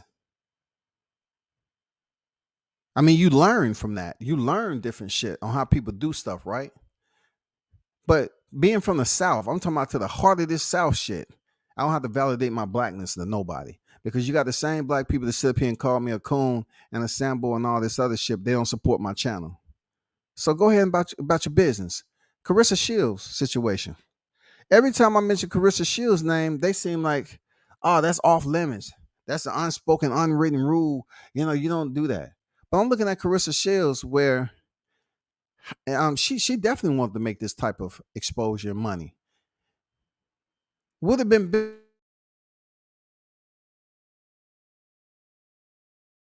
deals with who is in her circle, because who is in her circle could have better directed her to the potential of what he could have done for her career. But I think people were so involved in saying, don't work for him, because she was at the time she'll beat his ass, or how would you think it'll be to be on the undercard. Now, Carissa saying she don't want to be on the undercard of Jake Paul, I get it. I get it. But Devin Haney at one point in time was on the undercard of a Paul brother. Okay? And he made pretty good money too. But all I'm saying is Shields was, with her credentials and the achievements she's been able to make, this exposure would have been nice. And she could have been headlining a card against a well-known opposition. But when you're in the media saying, you'll beat Jake Paul ass, you'll beat Keith Thurman ass, you'll beat all these dudes ass, they probably told you, just put some bones out there for you to see if you'd be willing and able to be accepting to it. But now, Carissa Shields is fighting somewhere we don't even know for a multi-fight deal. Amanda Serrano, she's right here getting all the exposure fighting Katie Taylor in a lighter division, of course.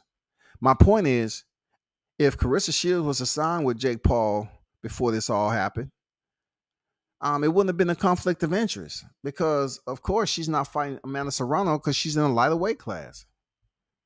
She's not fighting Katie Taylor in a lighter weight class. I'm looking at it like, I think some black people got in her ear and say, you know what? You want to talk about working for the white man type of shit.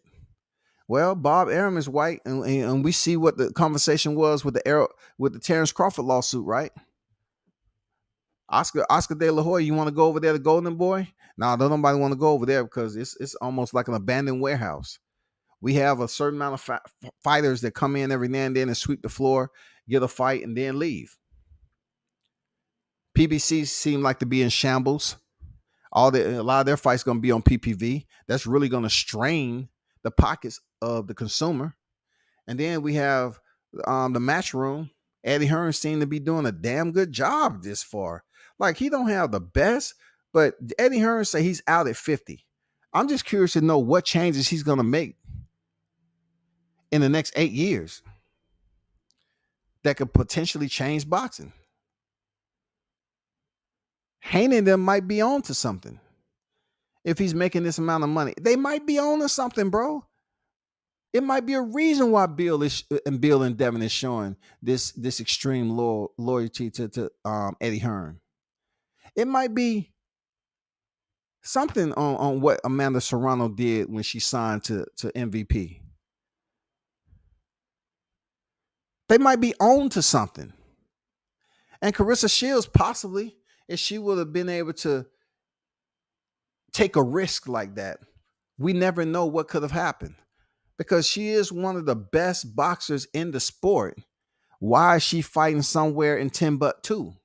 Like, we don't know what her next fight. Where is she at? I see videos of her with Floyd. I get it. But we would have liked to seen her on a big card over here. We would have liked to seen the what Jake Paul promotion can do. Can Carissa Shields work under someone like a Jake Paul that she said initially she'll beat his ass? That would have been made for good TV, because they could have played around with it a little bit. You know what I'm saying? But yet she was getting paid and she had a good fight coming up. Jake Paul could have been the media talking. Yeah, I got Carissa Shields. I got to keep my eye on her because, I still think she, believes she can whoop my ass and this, that, and the other. It would have been good for TV, dog. I ain't bullshitting. It possibly could have been good for TV. That deal definitely be brought up to Shields. Seawood, man, you know what it is, man. I'm just saying, I try my best to try to, like when it comes to the black fighters too, I just try to get scenario based, because this YouTube community has influence. Sometimes the influence is for the wrong reason. Like, yes, racism exists in boxing, absolutely exists in life. Yes, it does. But also for us to speak on boxers, black boxers that we want to see do well, sometimes it's outside the structure from what the message is being sent on YouTube. They'll tell you don't go work for the white man, but yet, where's the black man? You know what I'm saying? Clarissa can't be working for Al Heyman. He rarely has women fighters. He only has one right now. So therefore, who do you go to? You go to Bob Arum, that has a lot of black fighters over there.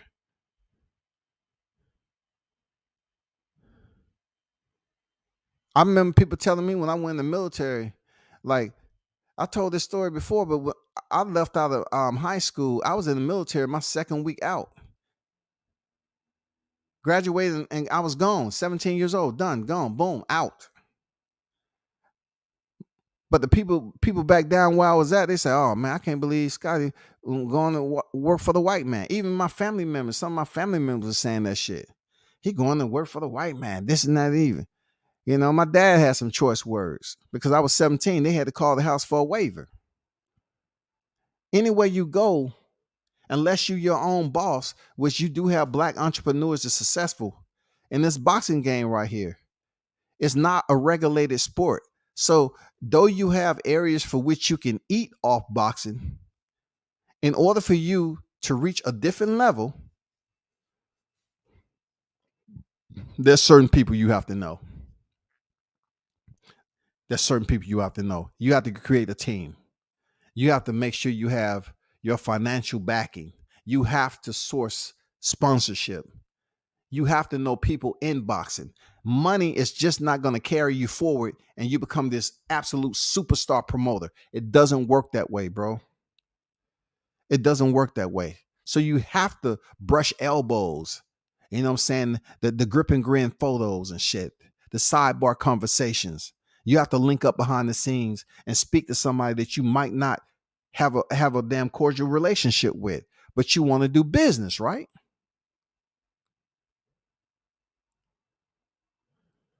That's the reality of it. We can't keep getting stuck on a black fighter doing this and a black fighter. Y'all be mad at the Haneys forever because they have faith and loyalty into dang Eddie Hearns, and they're making good money doing it. You remember when Devin Haney said he was a free agent? And then all of a sudden, the question was asked, are you or are you not still with Eddie Hearns? And then they said, yeah, we still with Eddie Hearns. We still with Eddie Hearns. Okay, so they must see something. They must see something as far as, where they're heading, the direction they want to go. They may see some productive to their career, the money and everything, the conversations that they're having. We just need to see the fight happen between Kambosos. If Eddie Hearn can make this Kambosos and Devin Haney fight, which he said they'll take all the necessary protocols and shit, then guess what? That's a white man that has did something for a black man. Once again in boxing. If y'all want to put that shit up there. But you can't use that narrative for everybody. Like, why was Gary Russell Jr. blackballed? Supposedly he was blackballed by brothers. The Terrence Crawford situation is definitely a high point for discussion over here on the YouTube, but we have to see how it plays out in court. You know what I'm saying? We have to see how it plays out in court. Deontay Wilder won his arbitration. Well, guess what? He had, at one point in time, he had Lou DiBella and Shelly Finkel. I didn't hear people whining and crying about how Deontay Wilder had Shelly Finkel and Lou DiBella, why he didn't have no black managers by his side. You know what I'm saying? That's why I fan through this shit, dog. I look at Carissa, I say, damn, I would have liked for you to even try it out at this point in your time. Like, you're struggling for recognition, right? You're struggling for recognition. And I said this on my live. I say, in order for Carissa Shields to change levels for women's boxing, to increase the pay, what should she do? She need to have other voices, popular voices in the sport, speak up to make the change. You cannot compare yourself to women's tennis. Different sport, different audience, a whole entire different structure. Those women got together. Now they being paid equal as the men. Carissa Shields, I said it a long time ago, she is not going to be able to change this on her own. She's not going to be able to do it. Now you have somebody else like Amanda Serrano, Katie Taylor, that may potentially get the highest payday of a woman's boxer. Carissa could have damn well had that opportunity. So I don't know her numbers. I'm going to be honest with you. I don't know Carissa's numbers, but all I'm telling you is if she would have had other group of individuals to speak, to try to, get that equality, to build on that equality, especially when it comes to the pay, it might have very well changed the game. But sometimes you got to play ball with people that you're not comfortable with or you don't have familiarization with. So just say, for instance, if I don't have familiarization with something and I'm trying to make a business decision, I have to find other people that has connection to where I'm trying to go. I got to speak with them. I got to have meetings. I definitely have to sit down and process it. And then I have to have faith on the person that's on my team to link us up so we can get this business deal out the way and see if it's conducive to my career moving forward.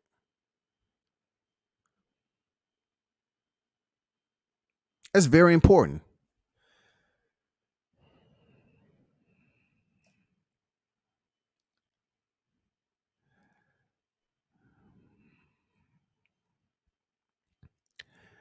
Seawood say money is driving that decision, making machinery. You speaking fast at World Combat Station, Seawood.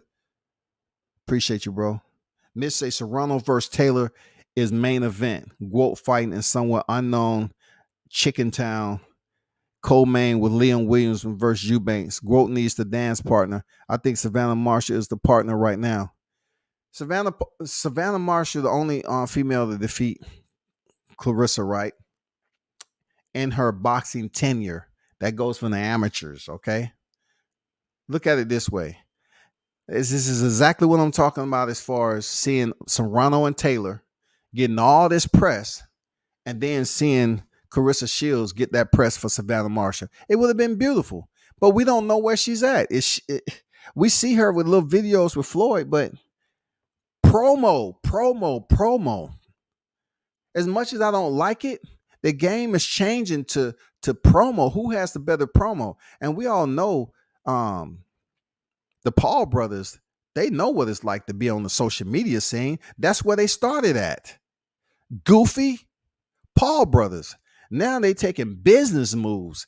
They have celebs that's chilling out with them. When you have, look, this is what I need to reiterate again. When you have celebrities, right? Big time celebrities, and those black celebrities that's hanging out and chilling with the Paul brothers, we shouldn't be on YouTube talking about, well, Carissa Shield, she don't need to sound with that Jake Paul. But you got some of the biggest, well-known black celebrities rocking out with these Paul brothers and pushing them, dog, leading them to other avenues.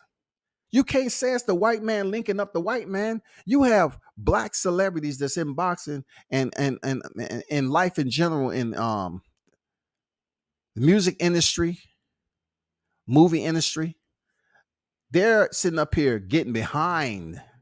You have MMA fighters who are basically have their eye on the Paul brothers. You know why? Because they're making moves and they already have their money and they got people that's willing to bag them because they take them serious. They take him serious. Why do you think he's going hard at Dana White? He has backing. He has support behind him from MMA fighters and what they've been trying to establish. You know, the situation with Francis Ngannou getting paid $600K, and then all of a sudden Mark Hunt, my guy, you know what I'm saying? Me and Mark go way back seeing him fighting Grand Prix, kickboxing Grand Prix. He said, I got paid $900K several years ago for my fight against Brock Lesnar. And here Francis Ngannou is getting paid $600K for his fight with Cyril Gane. Man, come on, that don't make sense. You know what it is, man. It don't make sense at all, bro. Jake doing his shit, but Grote don't have to work with him. I look at it like this, my brother, Mitch. A lot of us don't have to do a lot of shit. I'm gonna be honest. A lot of us don't have to do a lot of shit.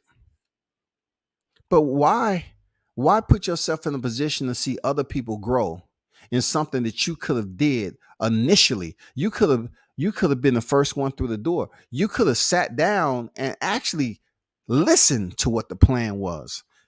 A lot of time, man, we don't even give ourselves a chance to listen. We just look at it and the people say, don't go over there. Don't fuck with them. Keep it black. Keep it black. But damn, I see all these motherfucking black celebrities and black entertainers and sports figures pushing the Jake Paul brothers. I got your support. Anything you need there, Jake, Logan, anything. Oh, for real? You thinking about promoting? Oh, great. All right, let me just tell you a little bit. Hey, matter of fact, before we leave, let me give you the contact of this guy right here to talk to, this, and this. One thing I can say about the Paul brothers and the family, they're not stupid. They act dumb as hell, but they're doing it each and every time, gaining more and more experience. They're gaining more and more experience to the fan base and how to build up their fan base on social media and how to become a serious threat and entity in this boxing game. And they have a lot of people backing them too, man. That's the whole point. Like, yeah, we can not do a lot of things. But what if this Amanda Serrano-Katie Taylor fight does the largest numbers ever? You think it's going to help with Carissa Shields' pound for pound standing? Even though a lot of people feel that Carissa Shields is pound for pound number one. You think that's going to help if Katie Taylor goes in here and defeat Amanda Serrano? Does a Carissa Shields has a Amanda Serrano on her record? So she's looking for that big name, right? So just like Mitch mentioned earlier, I believe, we talking about Savannah Marshall. Who she signed with now? Can they big up that fight? Can they promote it? Can they put it into the bright lights as big as it should be and have it supersede Amanda Serrano, Katie Taylor? That's gonna have to happen. It's mandatory that this shit happens. That fight with Clarissa Shields and Savannah Marshall, if it happens, it needs to be bigger than Katie Taylor and Amanda Serrano. If it flops, I'm talking about the gap. The monetary gap is huge. Man, people should be shaking their head. They're going to be like, damn, what is this for? Like, you seem desperate just signing with these people, multi-fight deal, but the numbers ain't there. Who's providing you exposure? Because like anything this day, everything is damn social media based a lot. They want to see what your numbers are. And then if you don't have the numbers, they want to see what your popularity is about.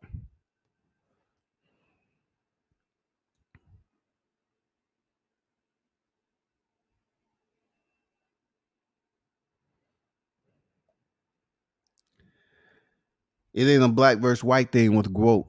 Salido promotion dude is white. He always by Grote's side.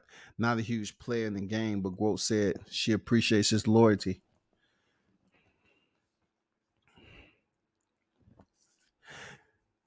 I'm just trying to digest the word loyalty.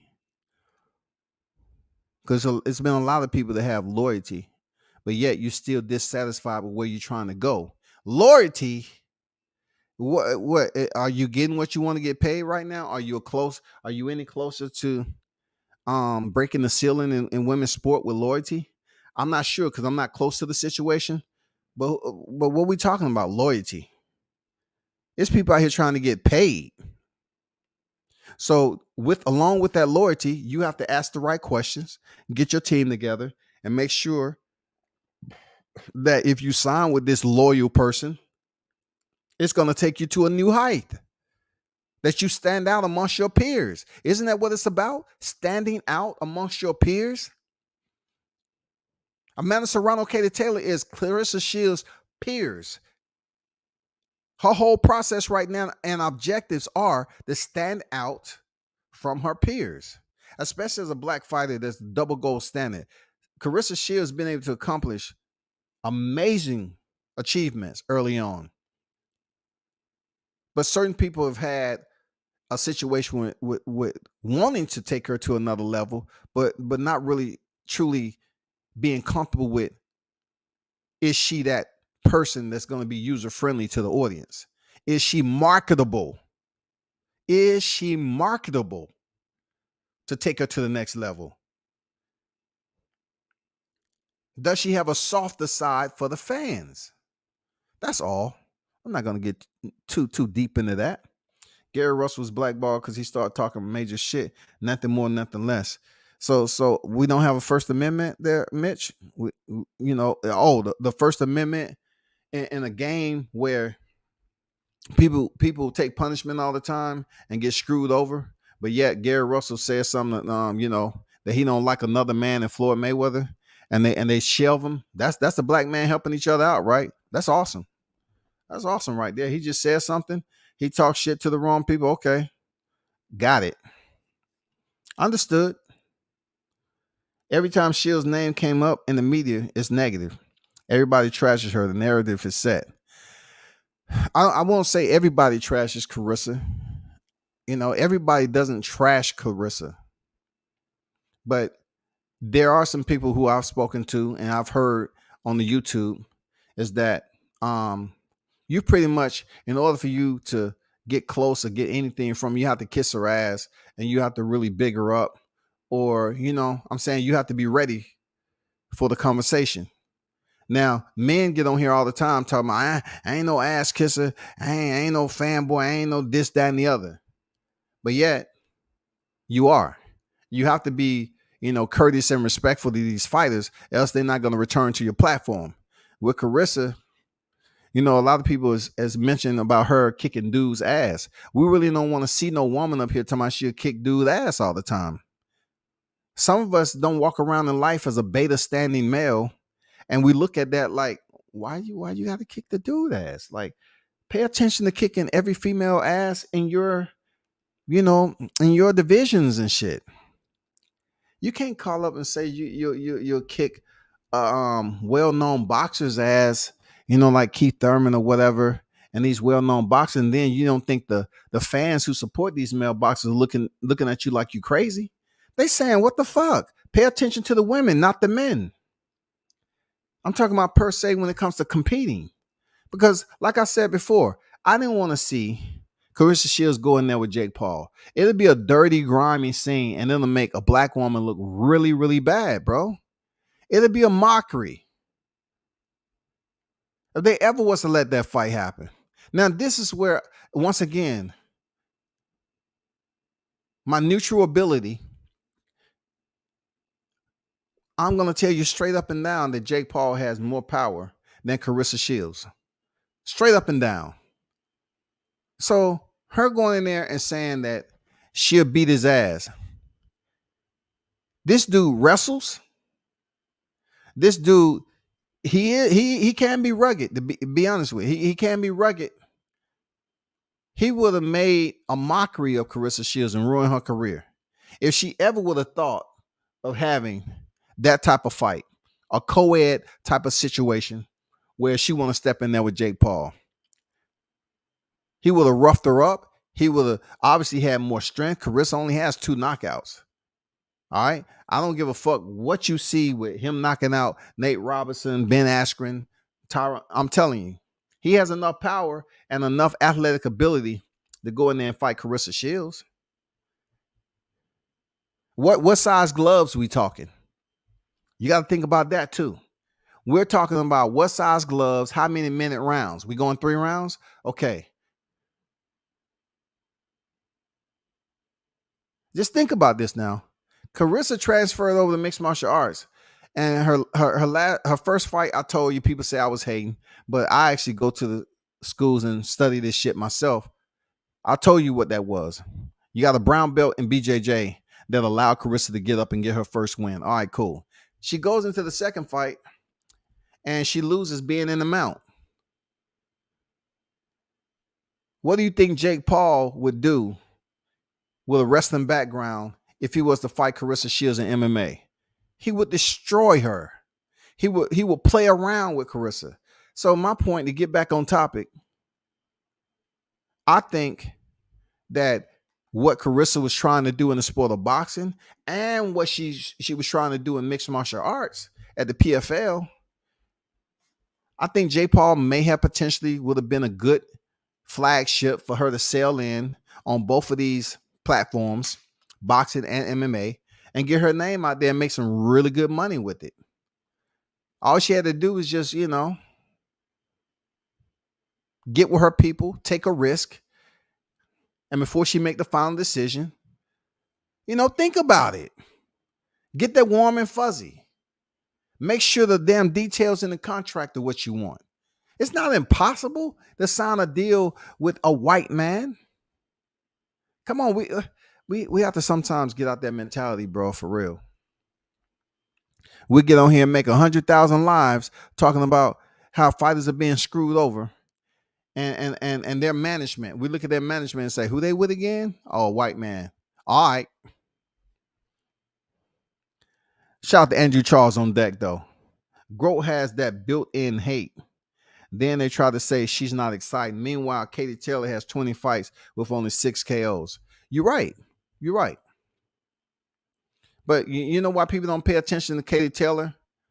Because, she has a weird, unique, eccentric type tone to her voice. But they don't consider her as one of these domineering type females. You know what I'm saying? With Clarissa, they see that. Like, you really have to be on guard and saying hello to Clarissa because she gives you the vibe like, if I don't know you, I ain't got shit to say to you. You have to be user friendly sometime without tap dancing. It's called professionalism. It's called working on your public speaking. That's all. You can say hello, how you doing? How you doing, Clarissa? Hey, how you doing? And introduce yourself. No. I mean, if people say how you doing and you walking on past and you ain't acknowledging them when you with the fellas and shit like that, man, come on, man. Don't nobody want to be going through this shit. You can't just do a simple acknowledgement. Hey, champ, is any way I can get it in? No, I ain't. No. I mean, come on, bro.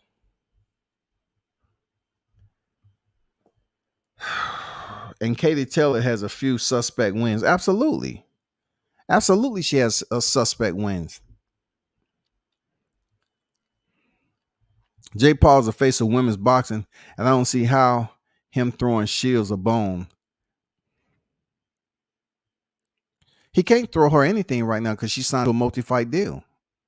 I was saying prior to, if they could have got together, I think this is what I'm saying. I think it would have benefited her because look at Salido Promotions. Salido Promotions, you know, no knock on them or anything. But right now, you're talking about Jake Paul trying to bleed over the mixed martial arts. Jake Paul is making headwaves by mentioning fighters' well-being, you know, attempting to unionize mixed martial arts and get fighters better benefits, right? He has a support system of people behind him. Carissa Shields would have fitted in to a point. I'm saying taking care of everything you need to take care of, making sure everything is clear. The clarity is there for your business shit. It would have possibly been a good fit for her boxing and MMA.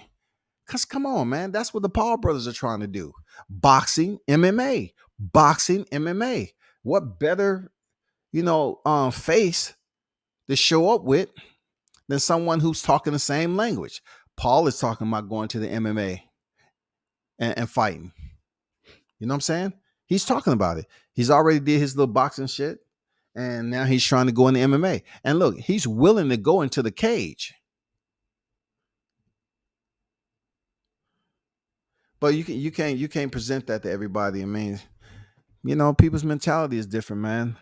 A lot of times we do live in a black and white type of globe, but it's up to you to educate yourself on the certain things you want to separate as being fair and unfair. You know what I'm saying? You have to understand certain situations may be prejudice and racism. Absolutely. But not all of them. Not all of them. Now, every one of them can't be that way. Your entire conversation can't be that way. You can't point the finger at another black man because I'm not agreeing with your narrative and say I'm any less black than you are.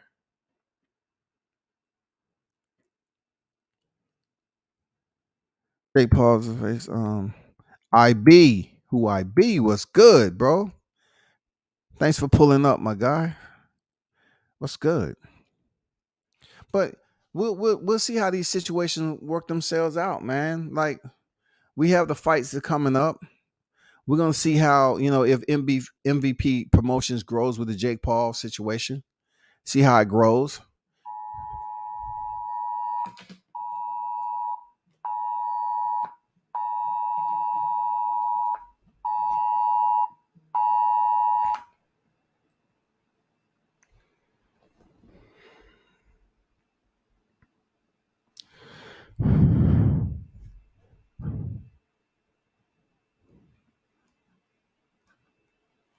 That's my fault, y'all.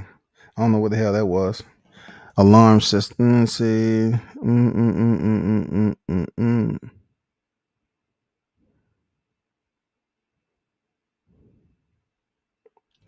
Yeah. Hey, but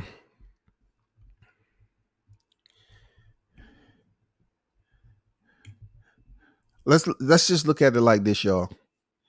Like these topics can go on forever and a day. I always appreciate the content and input. Mitch, Andrew, J Ocho. You know what I'm saying?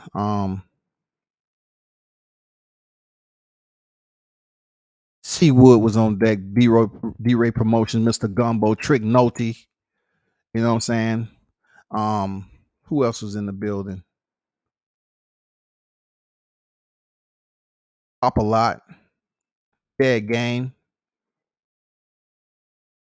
Appreciate all the donations to the channel.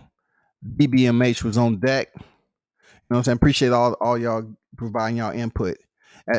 You know, in reality, these boxing conversations are always gonna deal with more so unfairness than fairness. Even something that's fair may not be to the extent where that fighter is satisfied that it is fair. Just because somebody hand you, with their palm up and they hand you something that has a little bit of value, and then you look over there and that person has both palms open and they have a much larger quantity than what you have, and you have put in equal time just like they have. It's not too much of a separation between y'all, but both of their palms are full, and only your single palm is full. And it's not even full. Your palm is open, but you just have some little residue in there. You have some little nuggets in there. But yet you're still getting paid. So it's fair. You're still getting paid, but it's still considered unfair because of what you're looking at with somebody else in the sport of boxing and the overload that they're getting.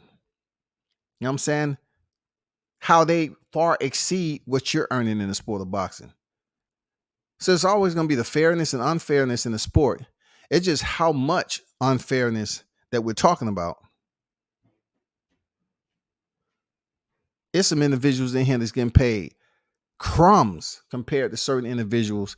And then look, when you look at the metric is always off, because you can get fighters that's getting paid early in their career with 10 fights, 12 fights. And then you look at a fighter that has 20 some fights and not even getting paid what that fighter's getting paid with 10 fights. Why? That's wild. That's wild.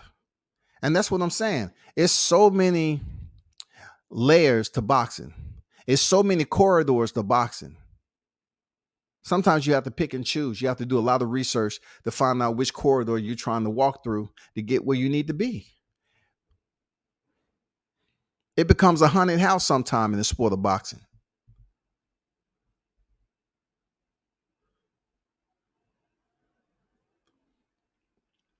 Y'all go check out that interview that Pac-Man did on his channel.